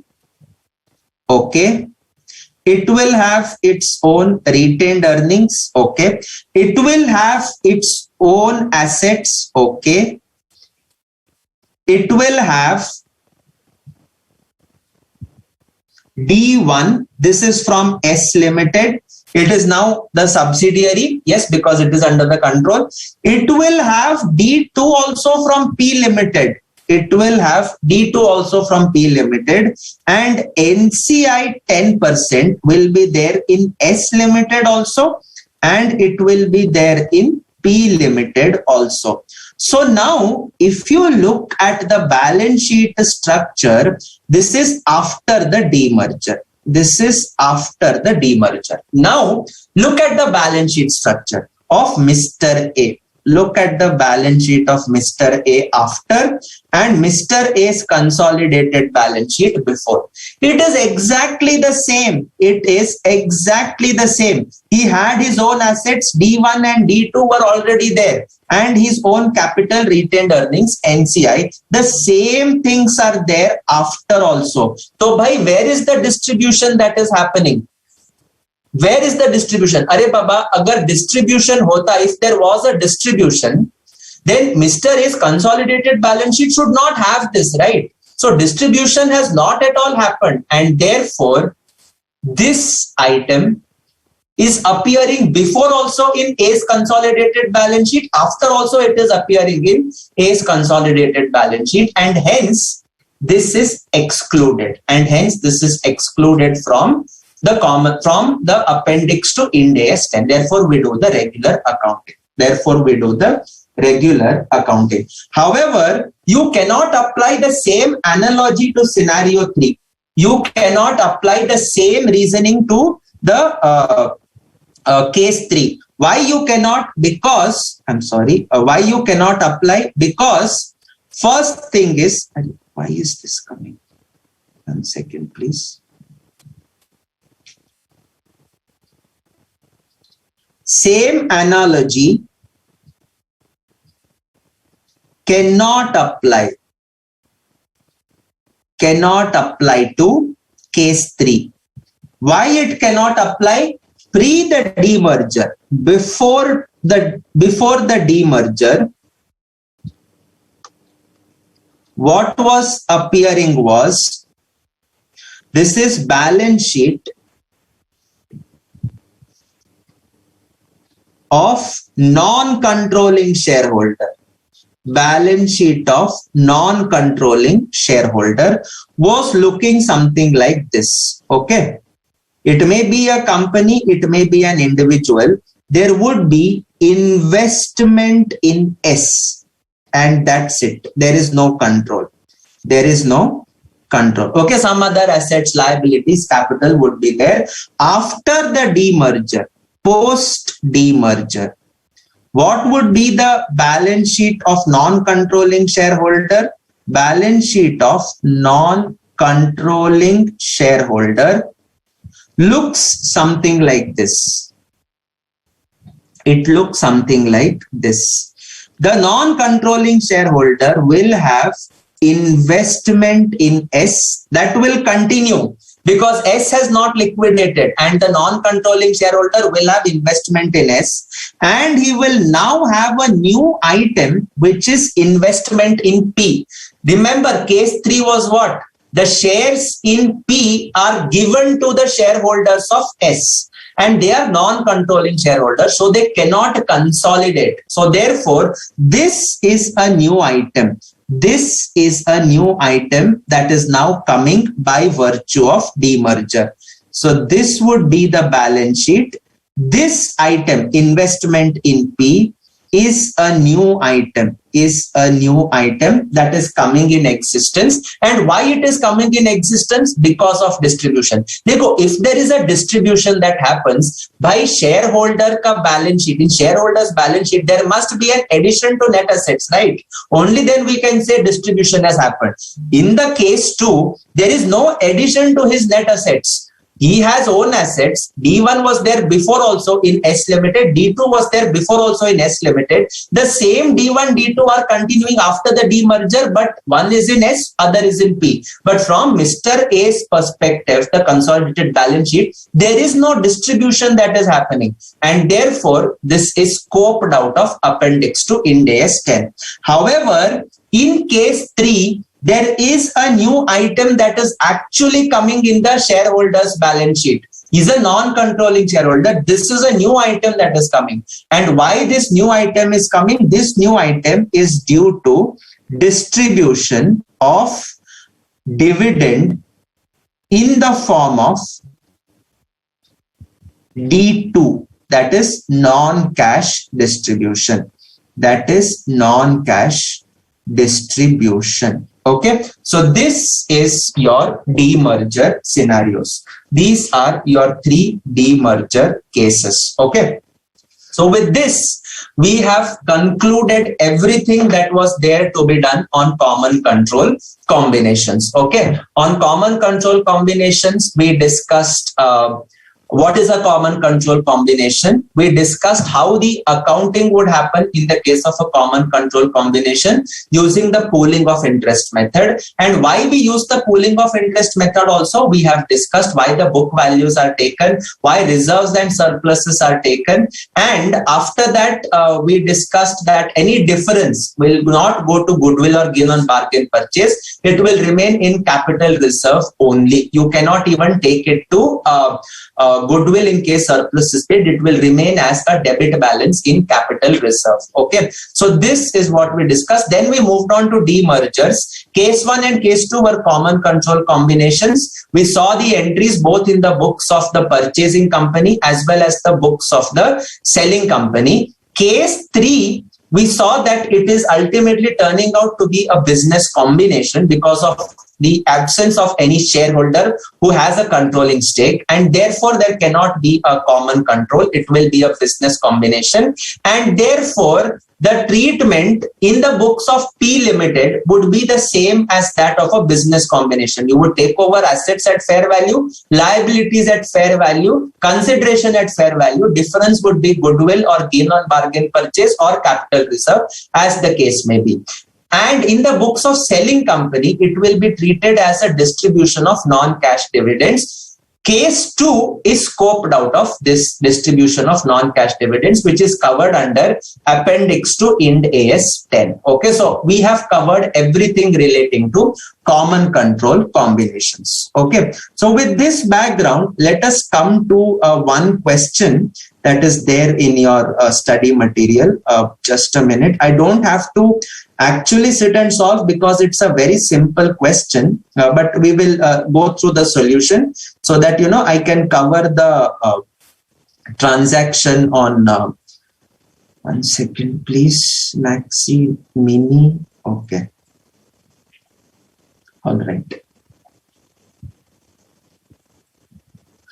right, so come to question number 67, which is also illustration 37. Okay, okay, just a minute please. Okay, illustration 37. Okay, we shall go through the way the transaction, the usual way. Okay, Maxi Mini Limited has 2 divisions. Okay, Maxi and Mini. The draft information of assets and liabilities as at 31st October X2 was as under. You have property, plant and equipment at cost. Okay. you have depreciation, two divisions, laptop and mobiles. Oh, I'm sorry, this has to be Maxi and Mini. Okay, my mistake. This is because of word. Okay, so Maxi and Mini.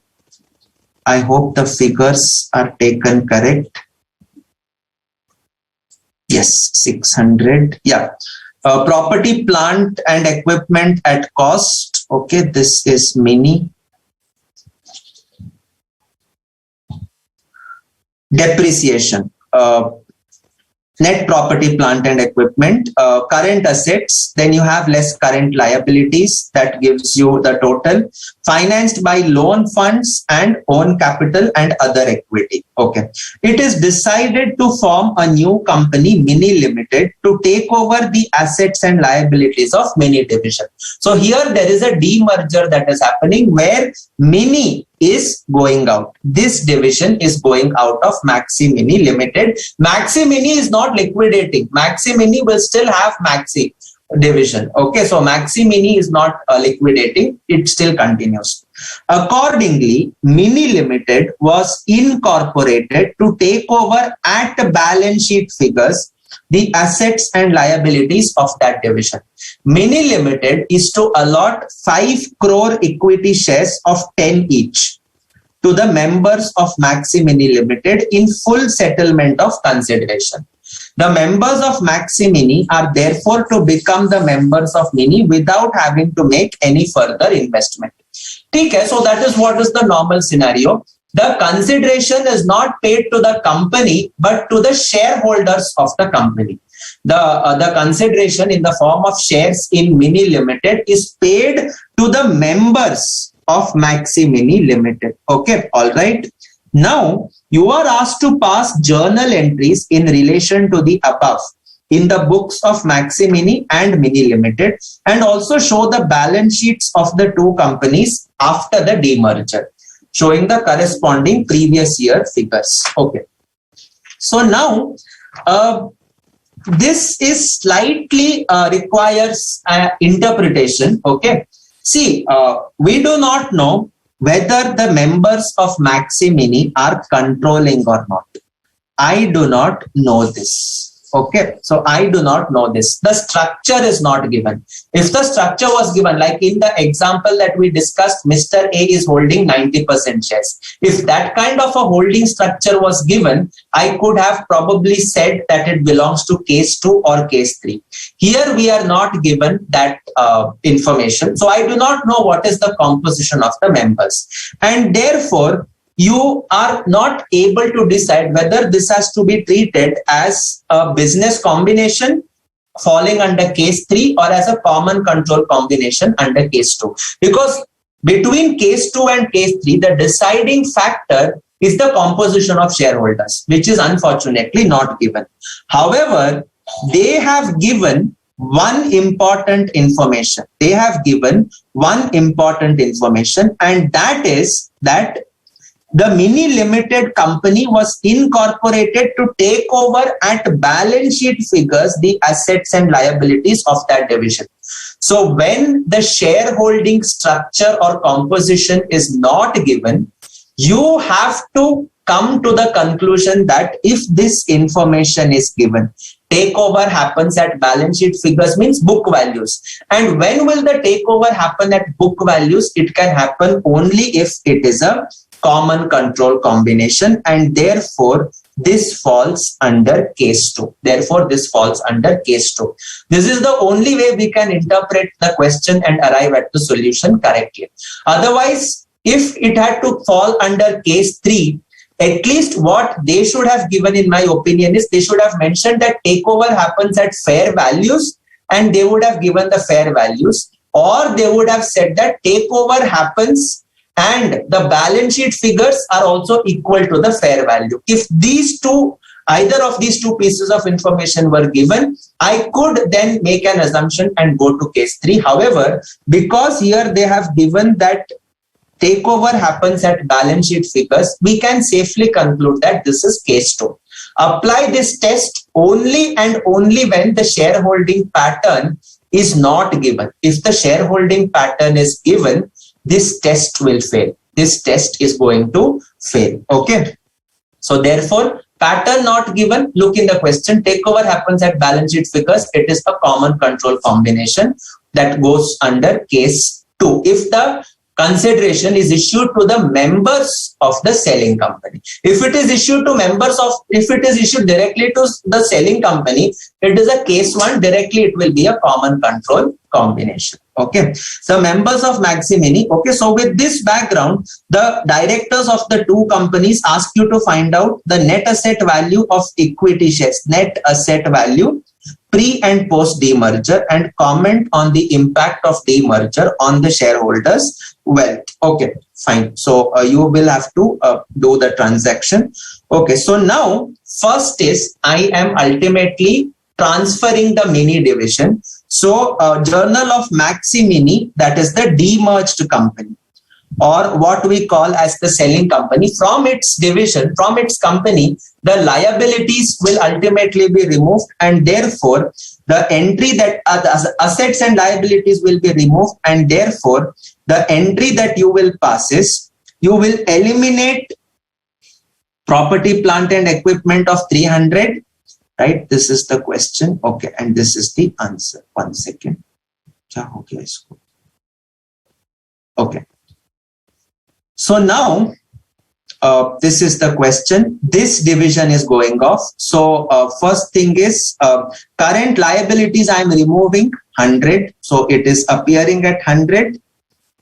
Well, yes, no other data is given. So it is appearing at 100. That is, it should be loan funds. Okay, loan fund secured 100. Current liabilities 100. Okay. And then, okay, current liabilities, loan funds. Provision for depreciation is eliminated, so that is debit. Credit is property, plant and equipment, that is 300. Okay, so that is also gone. Current assets are also gone, that is 300. So have I eliminated all my assets and liabilities? Yes, 1, 2, 3. All my assets and liabilities are eliminated, and therefore the balancing figure is taken as my loss on reconstruction. It is taken as a loss on reconstruction, which typically goes under capital reserve. Remember, this treatment is not as per Ind AS 103. It is not also as per appendix to Ind AS 103. This is as per regular accounting principles. Okay. This is as per regular accounting principles. Okay. Now, when the purchasing company is getting the division, when the purchasing company is getting the division, what entry it will pass? It will pass the entry. It is getting property, plant and equipment of 200.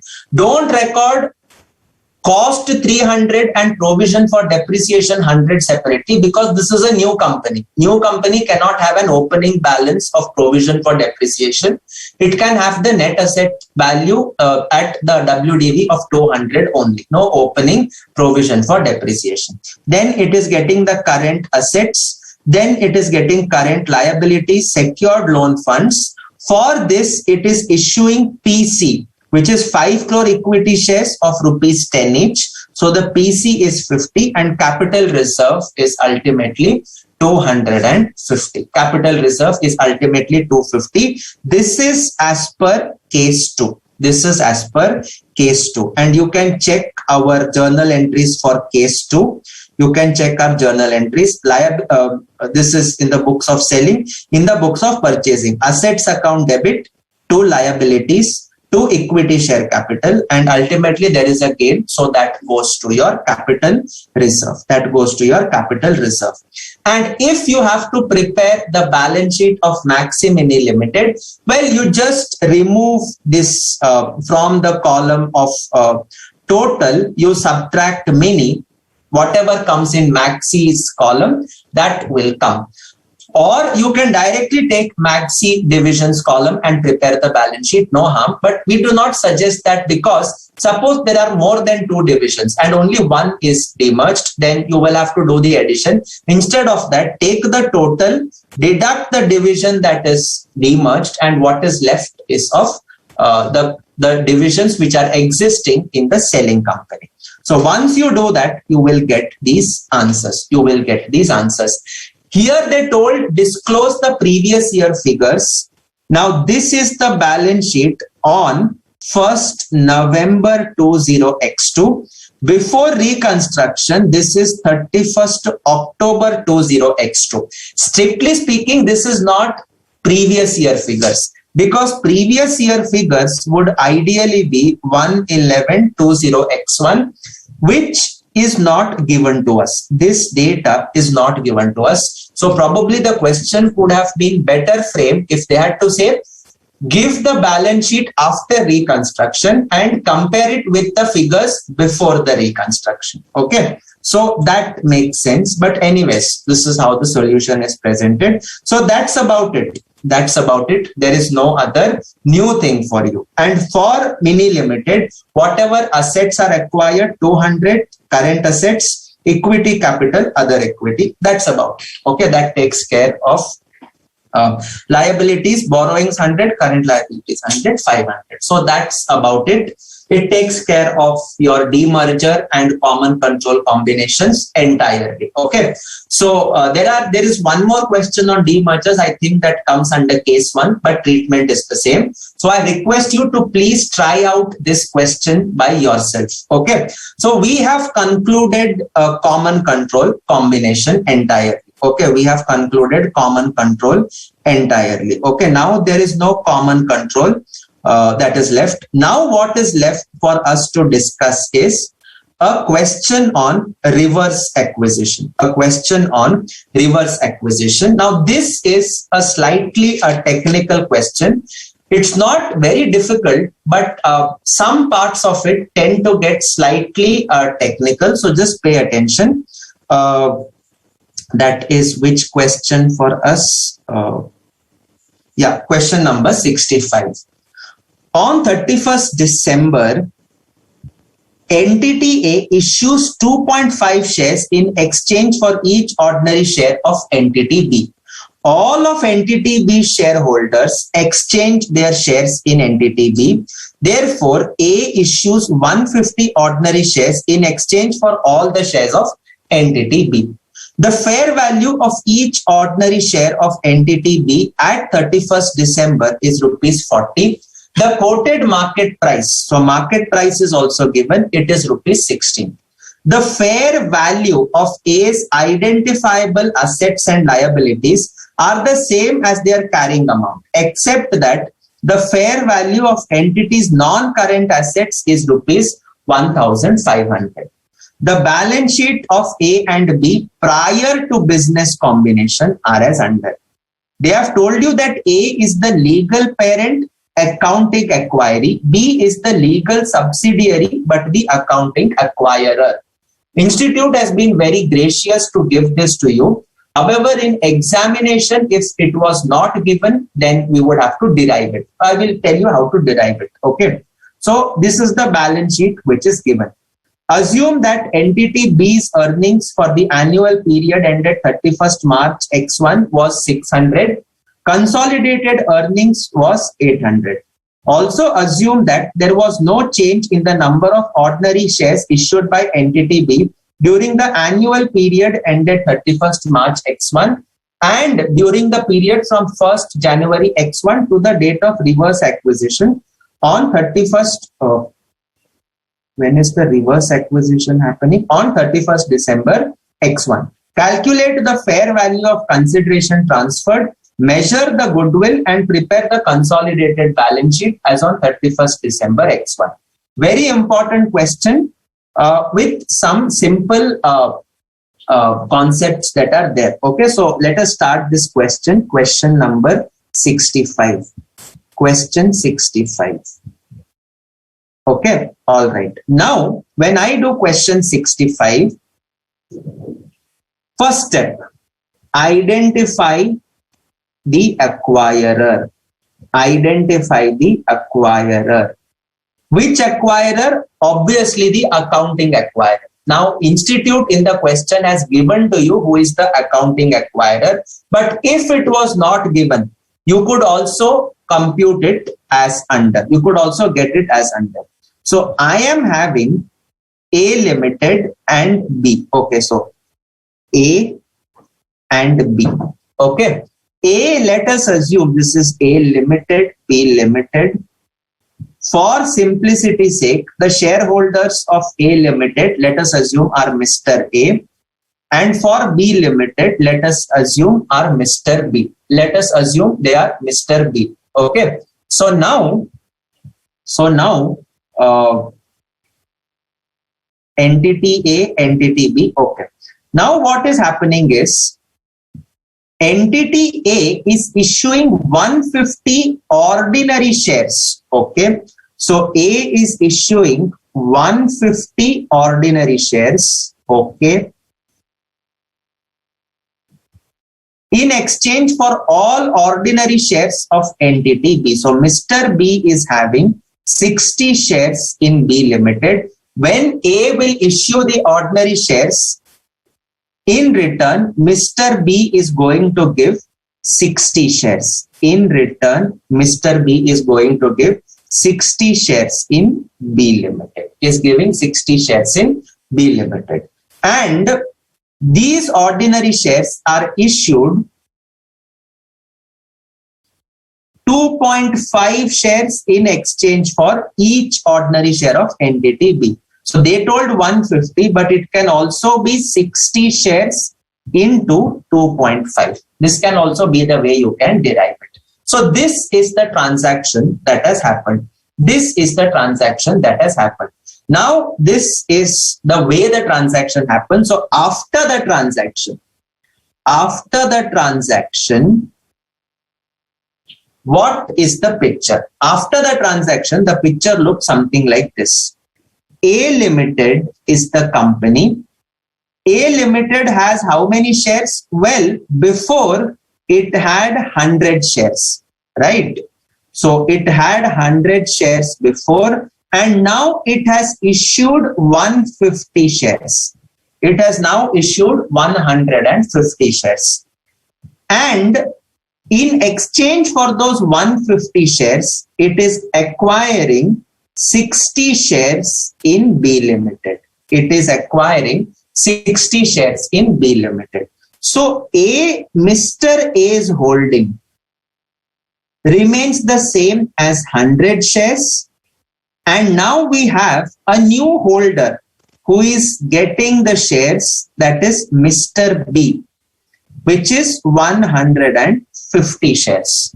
So therefore, what is my percentage? 100 divided by 250. Mr. A is ultimately going to get a 40% stake in the post-combination entity, and Mr. B is 150 divided by 250. So he is getting a 60% stake. He is getting a 60% stake.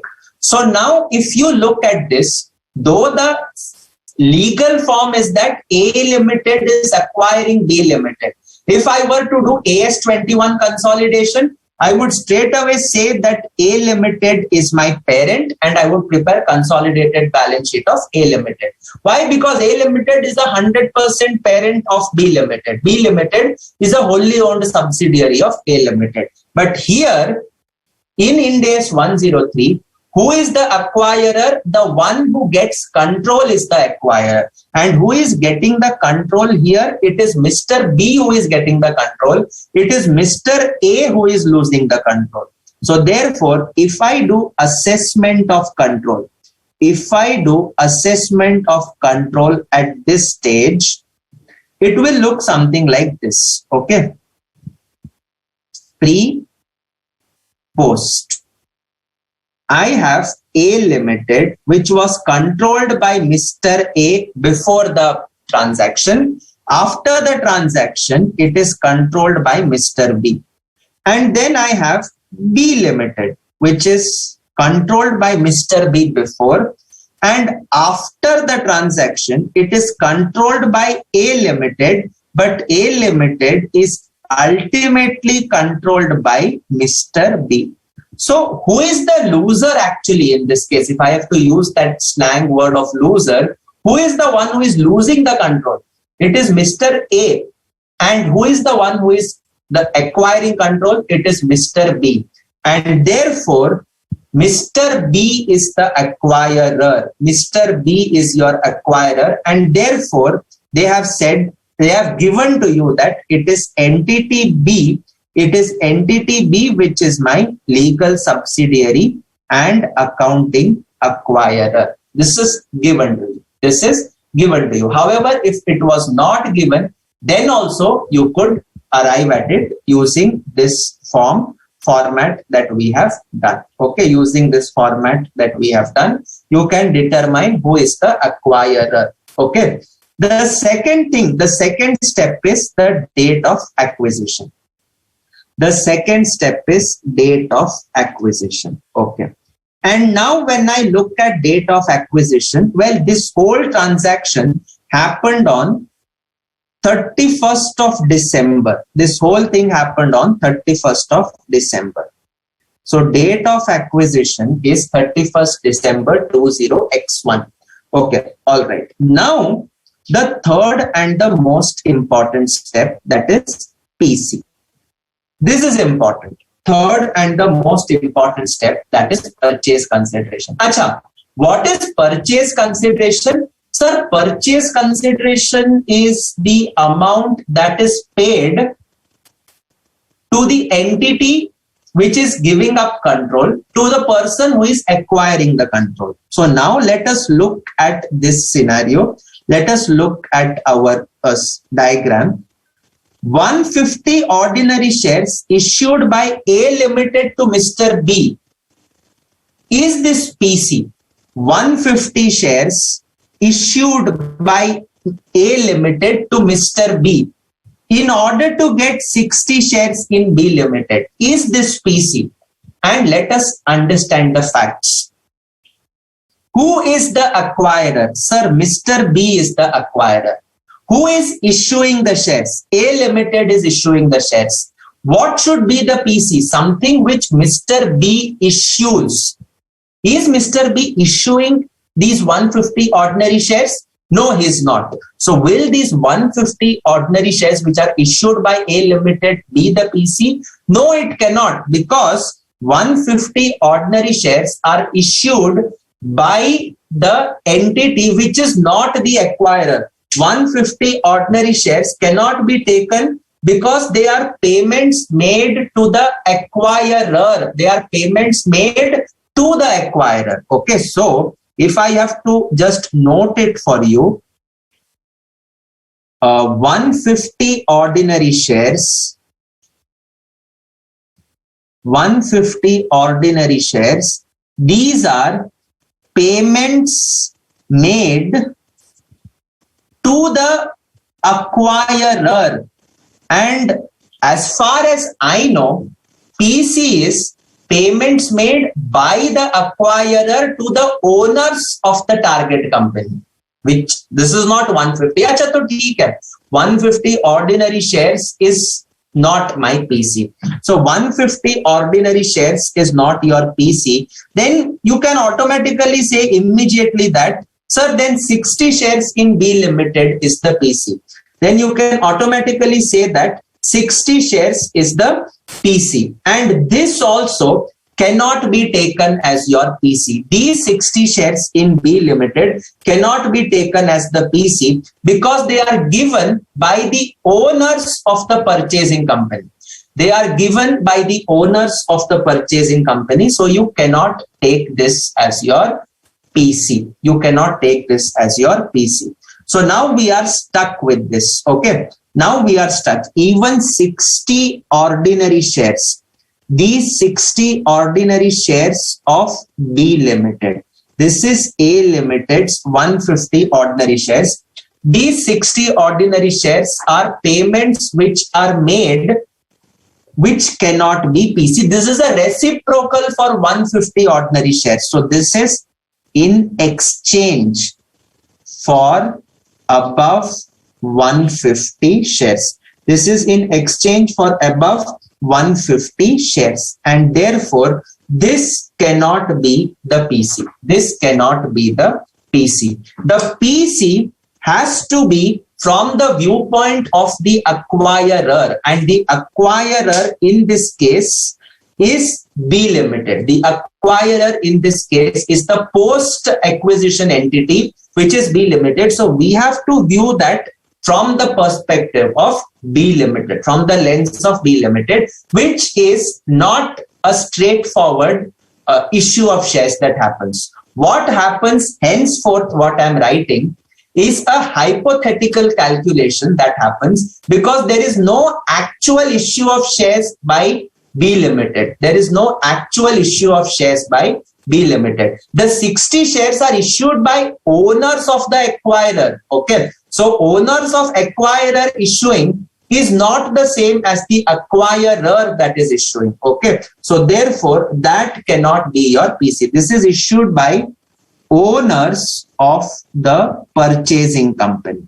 This is issued by owners of the purchasing company. This is not issued by the purchasing company. Is B Limited issuing extra shares? No, it's not. So therefore, it cannot, the PC cannot be determined as 150 ordinary shares or 60 ordinary shares. There has to be some other mechanism. There has to be some other mechanism. Okay. So now what is that mechanism? See, Mr. B, it could be done by one of these methods. Mr. B is acquiring, already holds 60 shares in B Limited. Already owns 60 shares in B Limited. Mr. A had in A Limited 100 shares. Okay. And when these 100 shares in A Limited exist, ultimately, Mr. A is giving up his control over A Limited. Ultimately, he is giving up the control over A Limited. So therefore, there is a transfer of control to B Limited. There is a transfer of control to Mr. B through B Limited. To Mr. B through B Limited. So who is now getting the control? Mr. B. But that control is not happening directly. That control happens through B Limited. And in exchange, B Limited should have issued something to Mr. A. It's not issued. I'm again repeating, it's not issued. But this issue of how many shares, this is a notional issue. This is a notional issue, and this transaction of 100 shares, this is also what is notionally happening. This is also what is notionally happening. So post combination, if you look at the structure, I have B Limited, which I call as the post combination entity. In the post combination entity, Mr. B already has 60 shares. Okay. And B Limited is ultimately acquiring A Limited. This we have deduced from the fact as well as what is given in the question. So ultimately, it is Mr. B who is controlling A Limited through B Limited. Mr. B who is controlling A Limited through B Limited. This is not the legal structure. This is the accounting structure. This is my accounting structure. This is not the legal structure. Only for accounting. Not legal structure. Okay. However, to complete this now, Mr. A has given up his holding, but has he really given up entire holding? Look at the previous structure. He is still retaining a 40% stake. He is still retaining a 40% stake in the post combination A Limited. This is what is my legal structure. And therefore, Mr. A probably does not want to give up his entire holding. Rather, Mr. A wants to retain a 40% stake in the post-combination entity. Mr. A wants to retain a 40% stake in the post-combination entity. And therefore, this B Limited, which is now my post-combination entity, Mr. A wants to retain his 40% stake. Mr. A wants to retain the 40% stake here. Mr. B already has a 60% stake. Mr. B already has a 60% stake. 60% stake corresponds to 60 shares. So 40% stake will be how many shares? And if you cross multiply, this will be the 40 shares in the post-combination entity. This is only for accounting, not legal structure. That means this is a notional structure that exists. This is a notional structure that exists, and accounting will be done based on this structure. Accounting will be done based on this structure.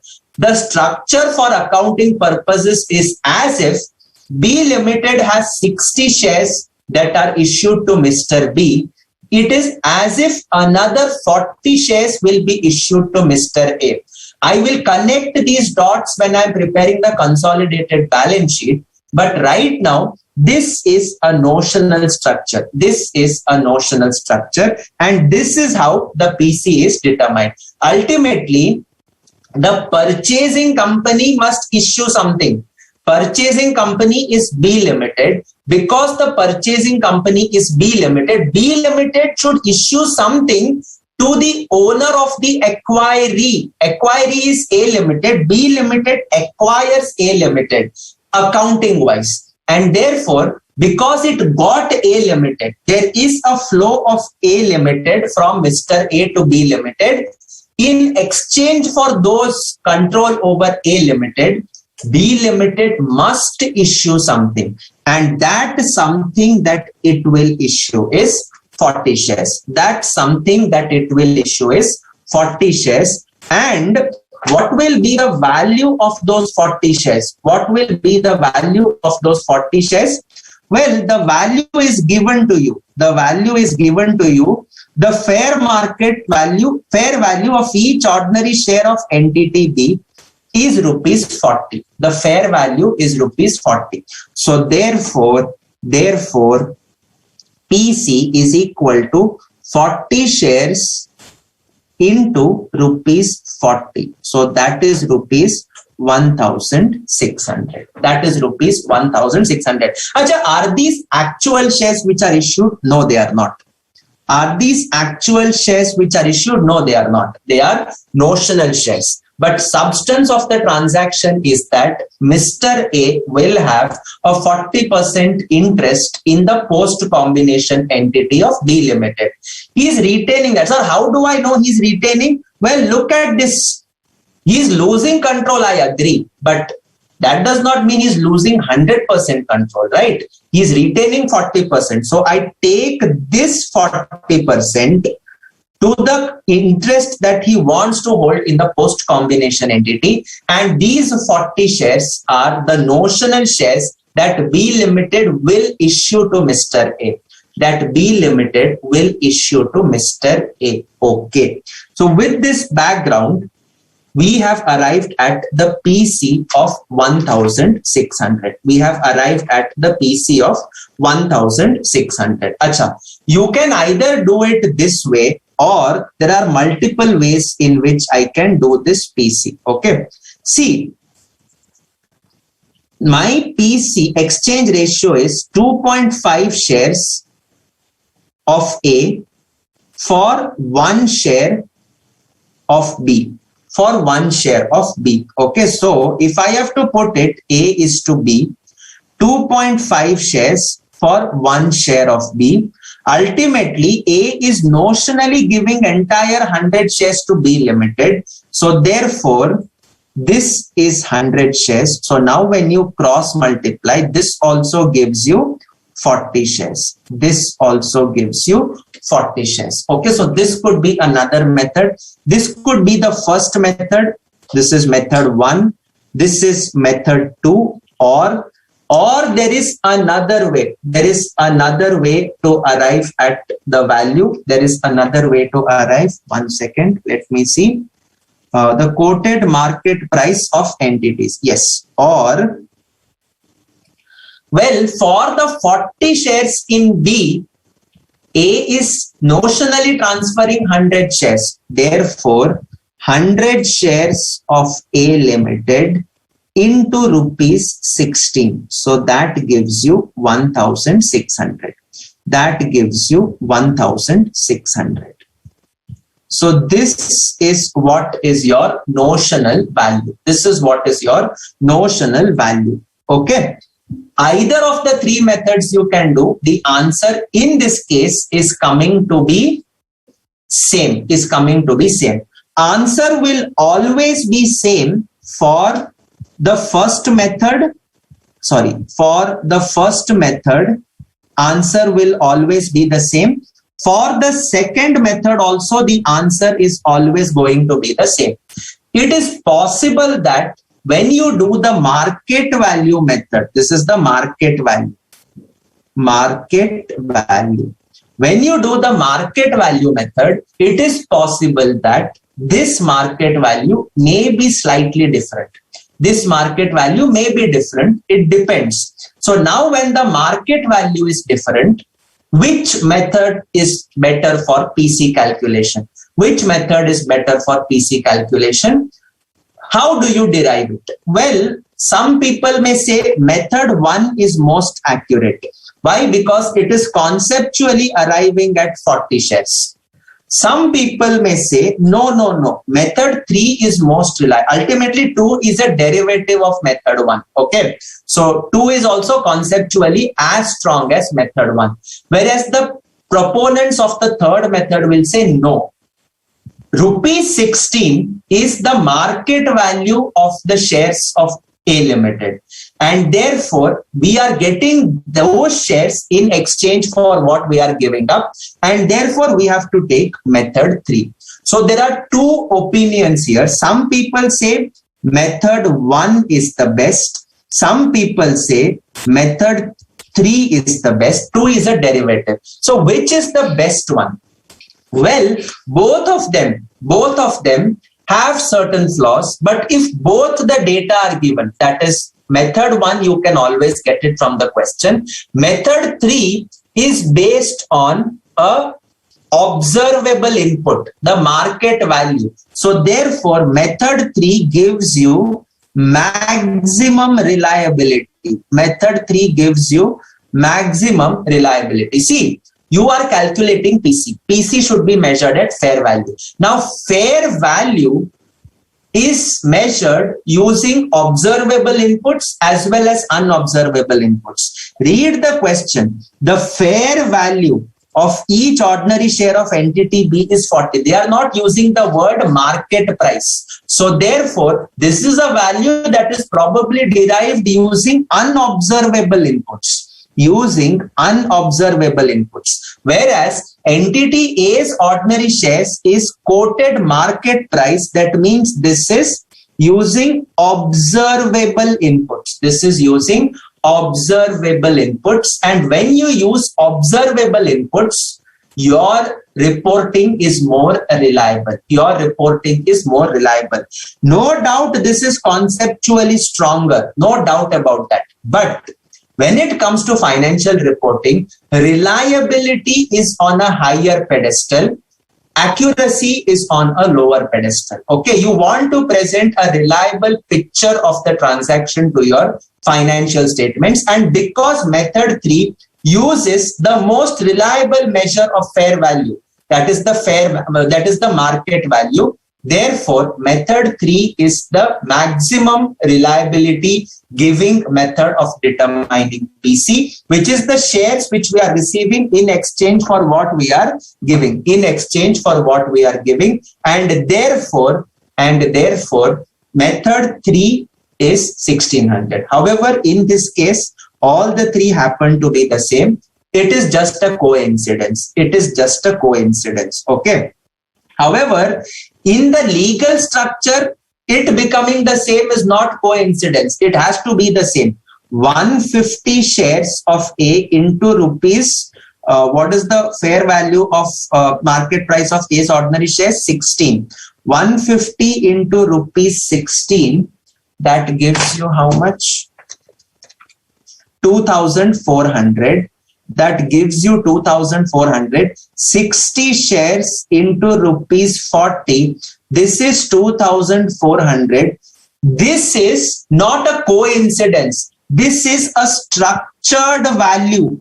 This is purposely the same because legally what you are giving is what you are getting. So therefore, this is purposely structured and it will be the same. And hence both of these figures will always come to be the same. Anyways, these two figures are not PC because A Limited is not the acquirer. It is B Limited which is the acquirer. Okay. So the PC in this case is neither this 150 nor is it this 60. The PC is ultimately a notional 40 shares which is issued at rupees 40 by B Limited. So 40 into 40, that gives you 1,600. That gives you 1,600. Fair enough. The fourth step is net assets. The fourth step is net assets. Sir, whose net assets? Sir, net assets of the acquiree. Net assets of the acquiree. So net assets of A Limited. Net assets of A Limited.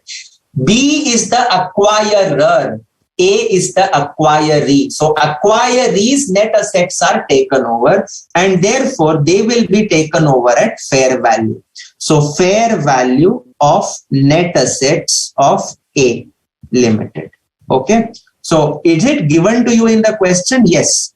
The fair value of entity A's non-current assets is 1,600. Okay. So non-current assets at fair value 1,500. Okay. The next thing that is there is, well, non-current asset is done. Then I am having one second. Non-current is done. Then I am having current assets, current liabilities, non-current liabilities. Okay. So current assets, book value equals fair value. So that is 500. Current liabilities, that is 300. And non-current liabilities.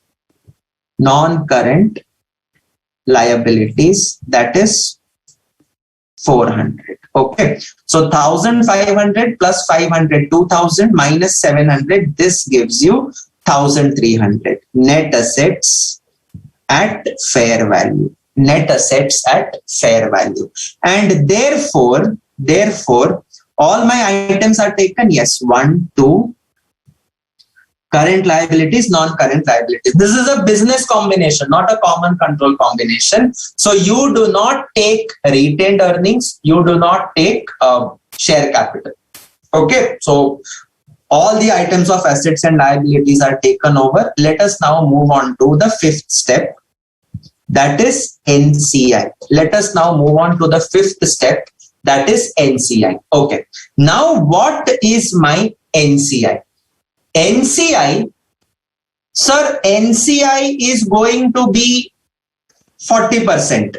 Those who say NCI is going to be 40%, they would probably be looking at this structure. They would probably be looking at this structure and saying NCI is 40%, Mr. B is owning 60%. But no, NCI refers to the NCI in the subsidiary. NCI in the subsidiary, which happens to be zero. Entire shares of A Limited are held by the post-combination entity of B Limited. Entire shares of A Limited are held by the post-combination entity of B Limited. There is no NCI. Remember, accounting happens according to this. Accounting happens according to this structure. And therefore, there is no NCI in A Limited. There is no NCI in A Limited. Okay, all the shares of A Limited are owned by B Limited, and therefore no NCI exists. This 40% is not NCI. These 40% are owners of the parent company, and owners of the parent company, you do not look at that pattern for determining your NCI. So therefore my NCI is 0.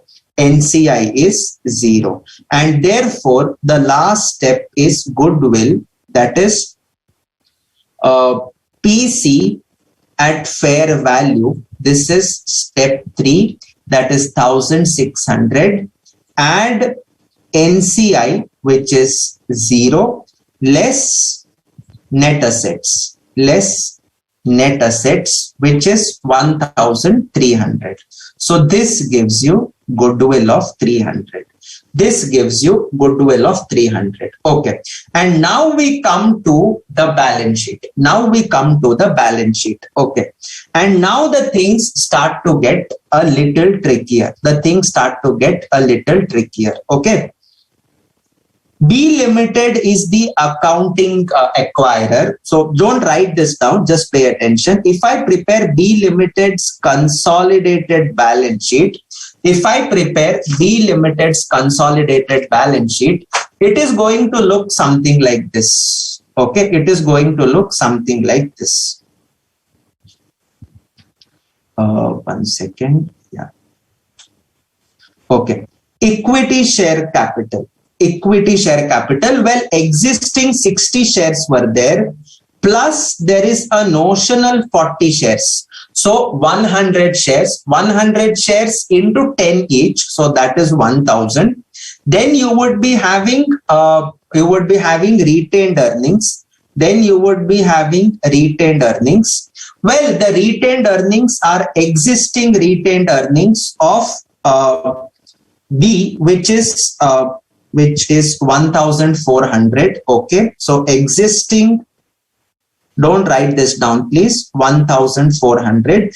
It is issuing shares notionally at security at a value of 40, So 10 rupees is face value. So 40 shares, new shares into rupees 30. So this gives you 1200. Then obviously you have non-current liabilities and current liabilities. Just add both of them. That is 300 plus 600, 900 and 1500. Okay. So this is 1500 and this is 900.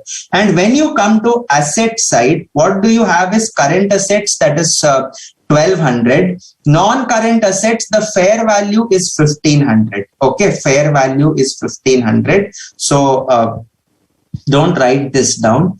Current assets is 1200. Non-current assets is how much is that? 3000 plus 1500, 4500, and goodwill of 300. So if you do this, well, your balance sheet tallies. There is no problem in this. You have given all the impact and the balance sheet tallies. But now there is a flaw in this balance sheet. Imagine who is actually owning B Limited. Well, the person who actually owns B Limited is Mr. B. The person who owns B Limited is Mr. B. He will look at the balance sheet and he will look at these items, 40 shares and 40 shares. And then he will fall into a fix. He will say, to whom are these 40 shares issued? Arey Baba, these 40 shares are not issued at all. These 40 shares are what we call as notional shares. These 40 shares are what we call as notional shares. They cannot exist. Otherwise, the shareholder, Mr. B, will break his head and say, my demat shows 60. He will look on the corporate website and he will see that, well, B Limited shares are also 60. But in the annual financial statements, the consolidated balance sheet shows 100 shares, 1000. And then he will ask, Arey beta, how did these 40 shares come into existence? these 40 shares do not exist in the first place. These 40 shares do not exist in the first place, and therefore the balance, the standard gives a mechanism now, and this is where it appears a bit ridiculous, but this is how the standard addresses the issue. It appears ridiculous, I agree, but this is how the standard addresses the issue. Look, a consolidated balance sheet means it is the balance sheet of the continuing entity, that is B Limited. See, all these items are B Limited, which is the continuing entity, plus A Limited's assets which are added. So B Limited's assets, for example, 703,000 are the continuing values. To that you are adding the values of A Limited. To that you are adding the values of A Limited. Consolidated balance sheet is based on this principle only. Consolidated balance sheet is based on this principle only. The parent's balance sheet will continue as it is. To that you go on adding assets of the subsidiary. To that you go on adding assets of the subsidiary. So what we have to say is the financial statements are prepared as a continuing financial statements of the acquirer. Yes, which in this case is B. So what are those items which are prepared? Current assets, non-current assets, goodwill, current liabilities, non-current liabilities, and retained earnings. All these items are prepared because it is the continuing balance sheet of the acquirer. All these items will be prepared as it is. No change in this. But because of the problem with the share capital, what the standard tells is you will prepare the balance sheet of the continuing balance sheet of B Limited, but it will be prepared with A Limited's name, and A Limited's capital will come in existence. A Limited's capital will come in existence because this is the legal structure, and we cannot go beyond the legal structure and present something else. See, in reality, has B Limited made those issues? It hasn't. In reality, does A Limited exist? Yes. And how many shares are there in A Limited? Well, in A Limited shares, I actually have 300 shares. I actually have 100 ordinary shares plus 150 shares. Plus 150 shares which are issued as per the legal structure. So these shares are actually issued. You open the corporate affairs website, you will see that the total share capital is 100 plus 150. 250 shares are there. So the balance sheet consolidated will be prepared in technical language as the continuing balance sheet of the accounting acquirer, which is B Limited. And I have done that. I have taken assets of B Limited, liabilities of B Limited, retained earnings of B Limited, everything I have taken of B Limited. So it is the continuing balance sheet of the acquirer prepared in the name of the legal acquirer, that is A Limited. So who is the legal acquirer? A Limited. So it is prepared in the name of the legal acquirer.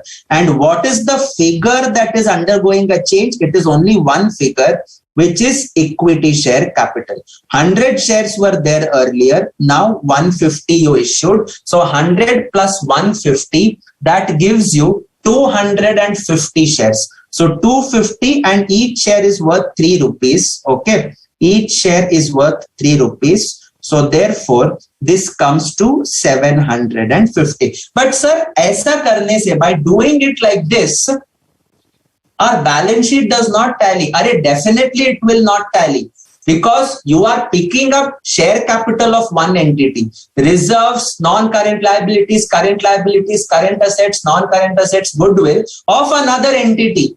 And how it will tally? It is not going to tally. So you will be creating a separate item which we call as a reverse acquisition reserve, which we call as a reverse acquisition reserve. And this reverse acquisition reserve can be calculated either as a balancing figure in the balance sheet. So this comes to 1,450. This can be a balancing figure in the balance sheet, or alternatively, you can actually calculate this. Okay. See, ideally, whose balance of equity should come? If it is a normal acquisition, this capital should be of B Limited. So ideally, I'm calculating this 1,450 now. Ideally, you should be having equity share capital of B Limited. Okay. This equity share capital of B Limited is equal to existing capital plus the notional PC. Existing capital is 600. Notional PC was 1,600. So 600 plus 1,600. 1,600 includes face value as well as the premium. So this should have been 2,200. It was, if you remember, my figure was 1,000 here and my securities premium was 1,200. If you are able to recollect, okay, you can rewind and see it was 2,200. But I replaced this with the A Limited's figures because legally only A Limited exists. B Limited ka consolidated balance sheet cannot be prepared because legally the acquirer is A Limited. Okay. So I have to present the legal along with the accounting picture.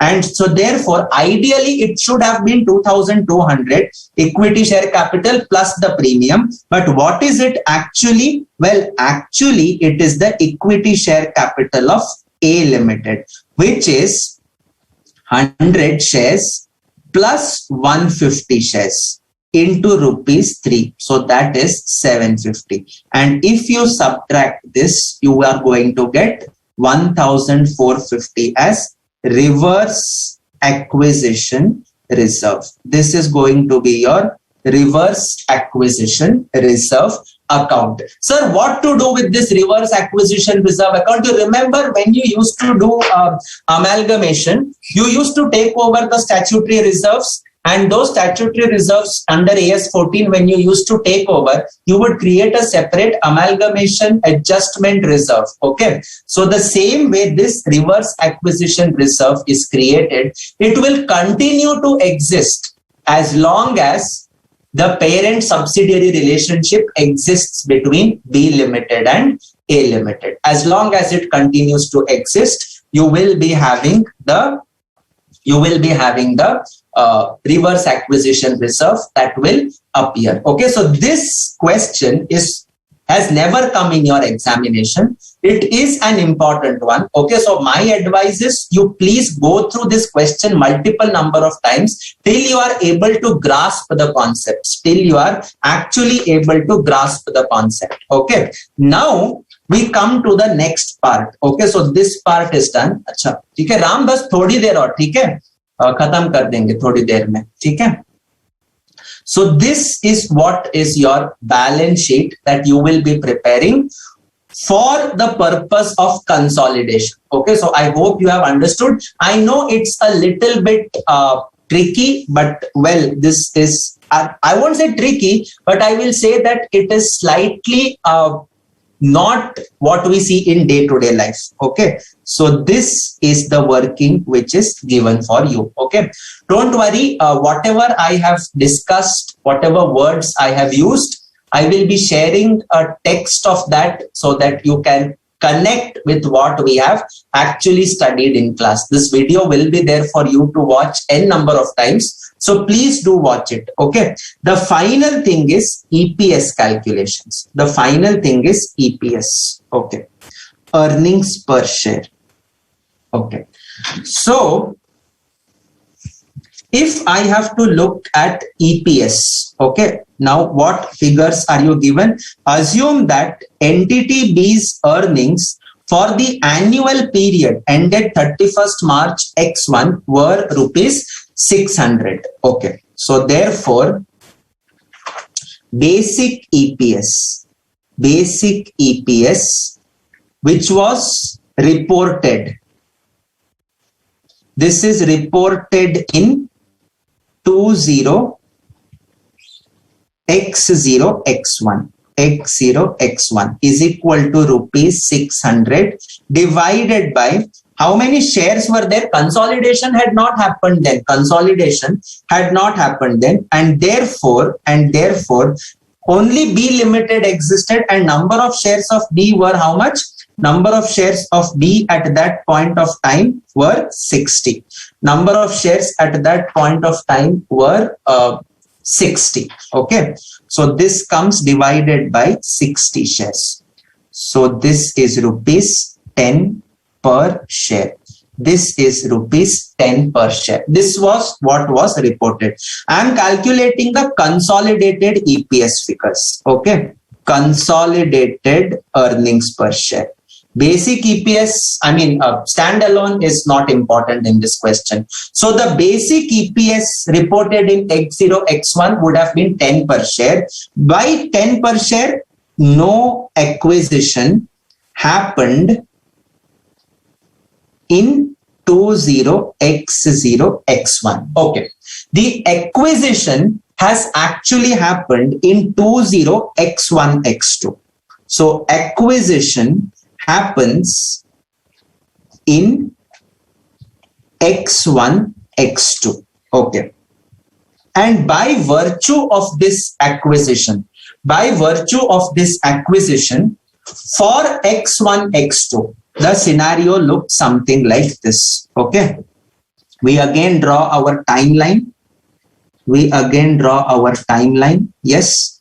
So 1st April 20x1, 30th, not 30th, sorry, this is 31st December 20x1, and finally 31st March 20x2.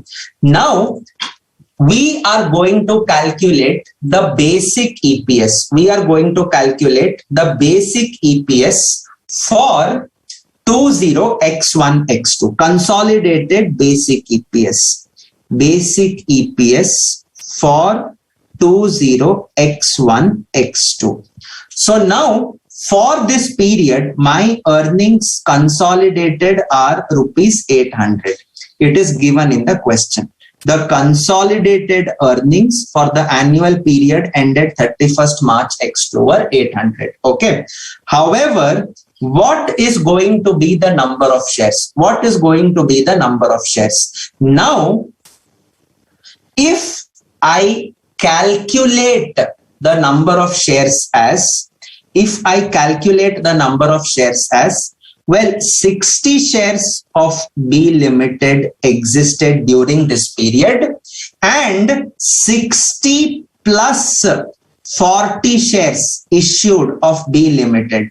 If I do this calculation and present my EPS, accounting wise, your answer is correct. However, reporting wise, your answer is wrong.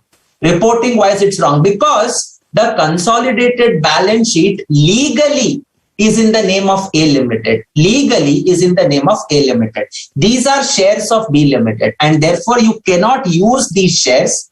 You have to convert them into the shares of A Limited using the exchange ratio of 2.5:1. Same figure aayega, that 2.5:1 is used entirely. So therefore, multiplied by 2.5 exchange ratio. This comes to 150 shares for this period multiplied by 2.5. For every 2.5 shares of for every 1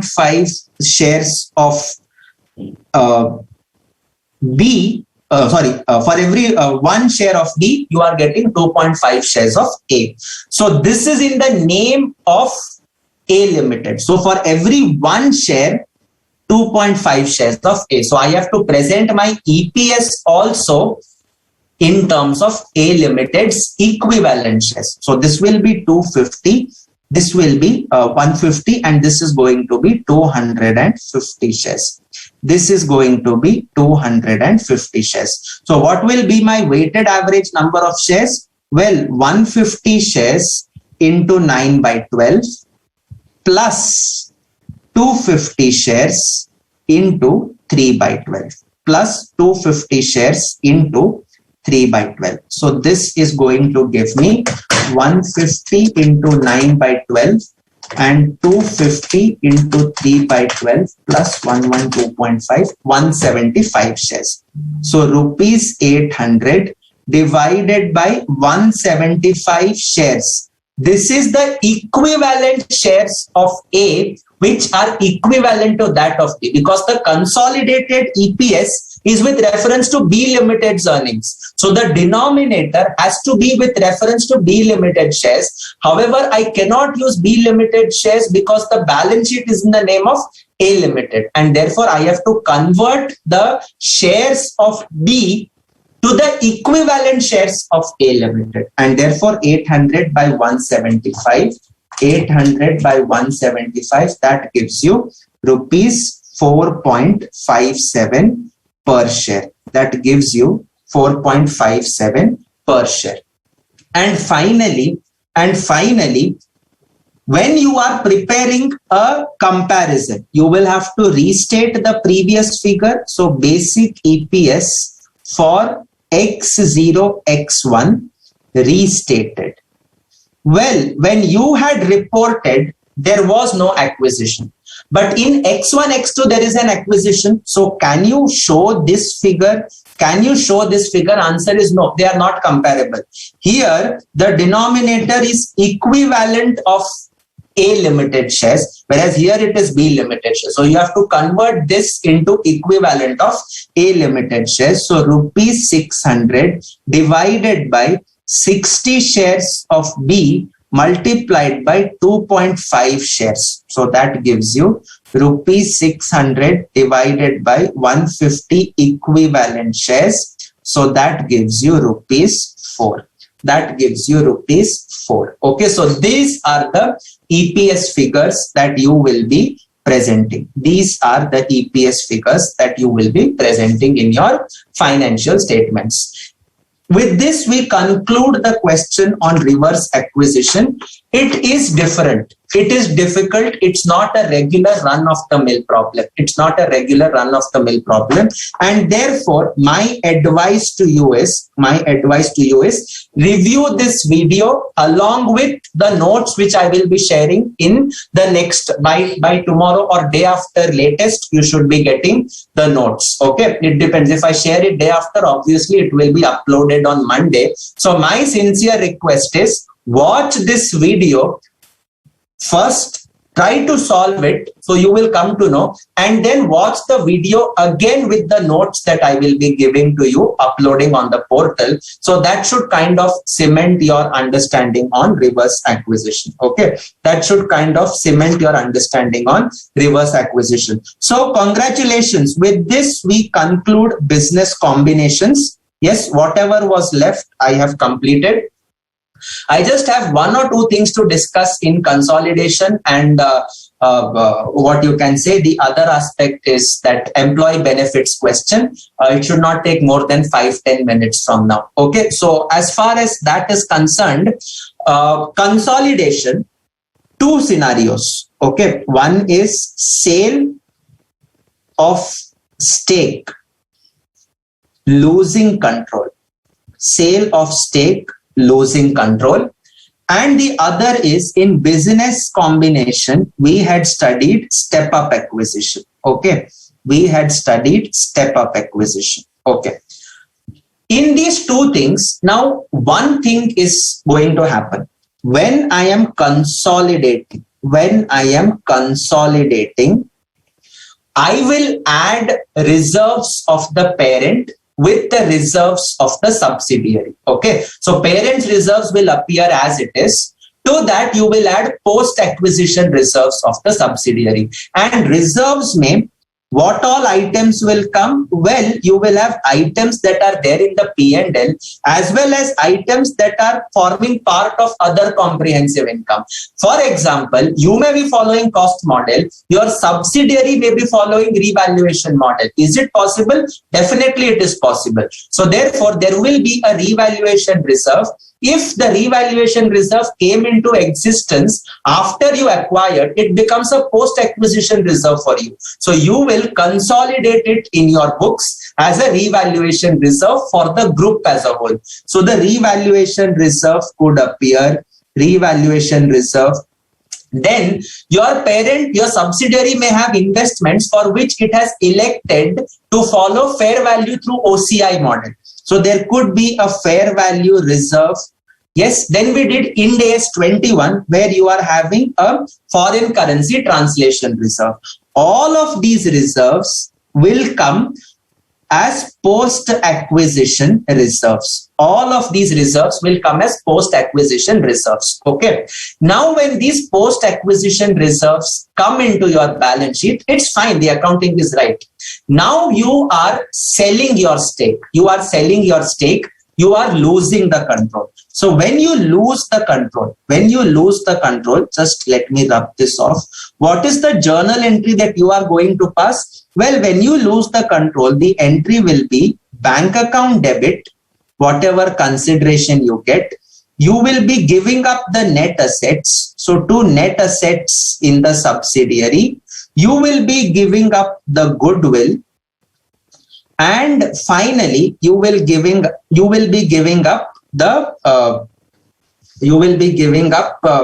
your NCI. NCI will also vanish, and whatever difference is there, that goes to your P&L. Whatever difference is there, if it is a profit, it goes to P&L. If it is a loss, that also goes to P&L. Okay.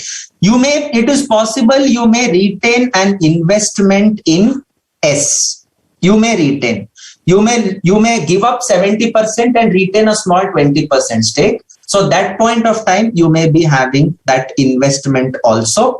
So that investment could be there. The balancing figure goes to your profit and loss because it is treated as a sale of an asset. It is treated as if you are selling net assets. So therefore, the difference goes to profit and loss account. Okay, this is fine. However, look at this entry. Now your subsidiary has gone. You are not going to give the reserves of the subsidiary which you had acquired in the post-acquisition period. Which reserves? These reserves. These reserves which are appearing in the consolidated balance sheet will not be transferred because they were earned by you when you were controlling the subsidiary. So they become very much a part of your reserves. But there is a small hitch here. The hitch is you have revaluation reserve of the subsidiary. You have a fair value reserve of the subsidiary. You would be having an FCTR of the subsidiary. So what you should do, ideally FCTR you transfer to P&L because it is a reclassifiable reserve. So that you would definitely be doing. But what would you do with fair value reserve and reval reserve? A reader of financial statements, when he looks at it, he will ask, how is reval reserve coming? You actually, as the parent, are following the policy of what can I say, at cost. Then how is the reval reserve coming? You are following the policy of FVTPL for your equity investments. How is FV reserve coming? And this is coming because it pertained to a subsidiary that you controlled once. So when you sell this subsidiary, obviously these reserves, whichever are appearing, they will have to be reclassified to the appropriate items. That means reval reserve, fair value reserve will ultimately go to retained earnings. What will go? The parent's share in the post-acquisition earnings. These reval reserves will exist even if you are following the same model. You are following the reval model. subsidiary also follows reval model. You dispose of the subsidiary. Subsidiary's reval reserve is there in your balance sheet. That portion of reval reserve, you will have to reclassify it to retained earnings. Same for fair value reserve. Okay. Same for fair value reserve and reval. Any reserve. Okay. Now, what will you reclassify? The share of the parent, not the entire gain on revaluation. Why, sir? Why only share of parent? Why not including NCI share? Arey Baba, NCI share would have gone in NCI and you have eliminated NCI. You have already eliminated NCI. So therefore, the share of NCI would have gone in NCI and been eliminated. So you will eliminate only the parent's share in these reserves. You will eliminate only the parent's share in these reserves. Taking that, you will transfer it to retained earnings if it is a non-reclassifiable item. If it is a reclassifiable item like FCTR, you will take it to the profit and loss account. Any item which is measured at FVTPL, don't do any adjustment because it's already forming part of consolidated P&L. Okay, so don't do any adjustment for an item of FVTPL principles because it's already taken in the consolidated P&L. You don't need to do a reclassification again. It does not make sense. Okay. The same concept is there in step-up acquisition because in step-up acquisition, it is treated as a deemed disposal. So suppose you had an associate and after some years, you got a controlling stake and it became a subsidiary. So this point of time, how would you record the takeover entry? First thing is you would remeasure it, investment in associate, debit to profit and loss, assuming there is a gain on remeasurement. First thing is you will remeasure and after this you would pass entry net assets account debit to bank, okay, to investment in associate. This would be at fair value. Assuming there is no NCI, the balancing figure would go to goodwill. Now, investment in associate is deemed to be disposed of. I told you it is a change in accounting boundaries. So this is deemed to be a disposal, and therefore when you had invested in the associate, you were invested as a member who is having significant influence in the associate. You would do equity method of accounting, and every item of equity you would take the post acquisition share into your profit and loss or revaluation reserve, whatever is there, you would proportionately take. So if the associate had a reval reserve, proportion of that would go in your reval reserve. If it had a fair value reserve, proportion of that you would take. If it had FCTR, associate had FCTR, you would take it in your workings. Any item of equity, okay, which is building up after you got the stake as an associate, you will take that percentage. So therefore, these balances would exist. And now it is getting converted to a subsidiary. So therefore, these items also you will reclassify appropriately. These items also appropriately. Okay, so on this, there are one question in your business combinations chapter, and there is one question on consolidation chapter. Just go through this. The concept is what I have just now explained. Okay. And finally, the last part of today's discussion, just a couple of minutes more, right? The last part is, I told you that I have to discuss one question with you, right? That one question may say, I will be discussing the most important part for you. Okay, I will be discussing the most important part, which is question number 25. Okay. I'll share the solution with the Excel workings in the next couple of days. I'll be sharing it. Most of the adjustments we have done. There is just one part which I have to discuss here, which I'll be discussing now. Arunachalam Limited operates a defined retirement benefit plan for the current and former employees. Given the large size of the organization, it engages a firm of actuaries for advice on the contribution levels and overall liabilities. Following details are presented. 1st April, the actuarial valuation of the present value of defined benefit obligation was 15 crores. So, ye kya ho gaya? This becomes my liability account. Okay. On the same date, the fair value of the assets of the defined benefit plan. So this becomes my plan assets. It was 13 crores. Liability 15, assets 13. Net 2 crores is your net defined benefit obligation. So opening net defined benefit obligation is 200 lakhs. Opening net defined benefit obligation is 200 lakhs. Okay. On 1st April, the annual market yield based on government bonds was 5%. Why do I need this? To calculate the interest. So therefore, you have a net defined benefit obligation of 200 lakhs. Opening net defined benefit obligation 200 lakhs.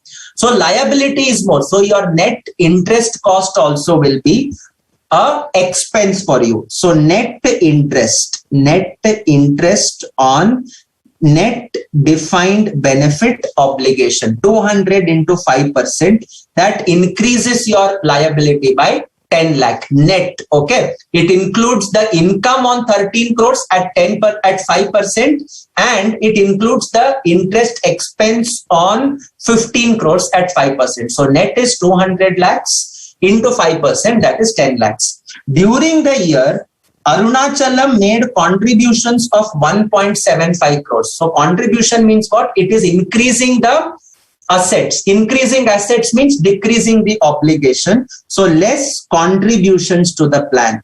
Contributions to plan, which is 175 lakhs. It is increasing the assets, reducing the obligation net on a net basis. And the plan paid out benefits of 1.05 crores. Now 1.05 crores paid out means assets also go down by 1.05.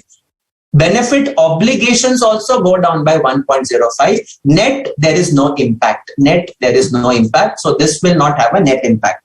Assume that both these payments were made on 31st March. That is why we have taken interest for 1 year. Okay. The actuarial firm estimated that the current service cost would be 1.55 crores. This increases the liability. So current service cost is 155 lakhs. Okay. On 28th February, the rules of the plan were amended with retrospective effect, which led to an increase in the present value by 37.5 lakhs. This is a past service cost, and we have done the treatment of this. So past service cost is 37.5 lakhs. 37.5 lakhs. Okay. During the year ended 31st March 20, Arunachalam was in negotiation with employee representatives regarding planned redundancies. Okay. These negotiations were completed shortly before the year end. Redundancy packages were agreed. The impact of these redundancies was to reduce the present value of obligation by 2 crores. Before 31st March 2020, Arunachalam made a payment of 1.875 crores to the employees affected by the redundancies in compensation for a curtailment of their benefits. Okay. Now see, the company told that it will have to, this is the new thing which I told I will be discussing. It's a simple concept. There is a redundancy package. In the redundancy package, the company is telling that, look, we will pay you 1.875 crores. We will pay you 1.875 crores. Accept this as a one-time settlement and leave the company, and your 2 crore of liability will be deemed to have been settled. So what is it? It is like a one-time settlement offer. It is saying that, look, You have a liability of 2 crores. We don't want your services, whatever be the reason. We are closing a division, whatever be the reason. These employees are no longer required. They would still continue in service. So their defined benefit obligation net is worth 2 crores, is worth 2 crore rupees. However, we are telling them, look, you will get these obligations sometime in the future. Today, the present value is 2 crores, but we are not waiting for the future. We are settling it right now. So we are curtailing their liability. Today, they should be getting 2 crores, but we are saying 1.875 crores only we will give you. So we are curtailing the liability, reducing the liability and settling it immediately. So this becomes a curtailment and settlement. A liability of 2 crores or 200 lakhs is settled by paying 187.5 lakhs. So it is a gain, right? A higher liability is gone for a lower payment. So that becomes a gain, and that gain is what will go to your P&L. That gain is what will go to P&L. So this is a gain on settlement. This is a gain on settlement. It reduces my obligation and it goes to the P&L. Okay. So 2 minus 1.875 gives you 12.5 lakhs. It gives you 12.5 lakhs, and the payments were made out of the assets of the retirement benefits plan. Okay. The present value of the defined benefit obligation. This is the closing balance. Closing balance is 17 minus 14. So that is 300 lakhs. So when you do the add less, how much are you getting? 210 minus 175 plus 155 plus 37.5 minus 12.5. This gives you 85 lakhs. Obligation increases. So this becomes a remeasurement loss. This becomes a remeasurement loss. And this remeasurement loss goes to your other comprehensive income, which is a non-reclassifiable item,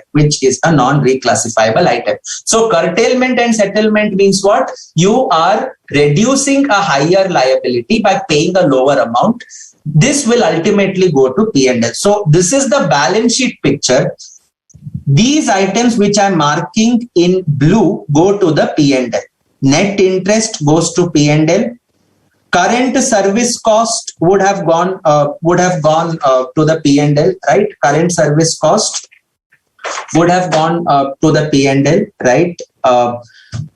Past service cost also goes to P&L. Gain on settlement also goes to P&L. So all these items will go to P&L, right?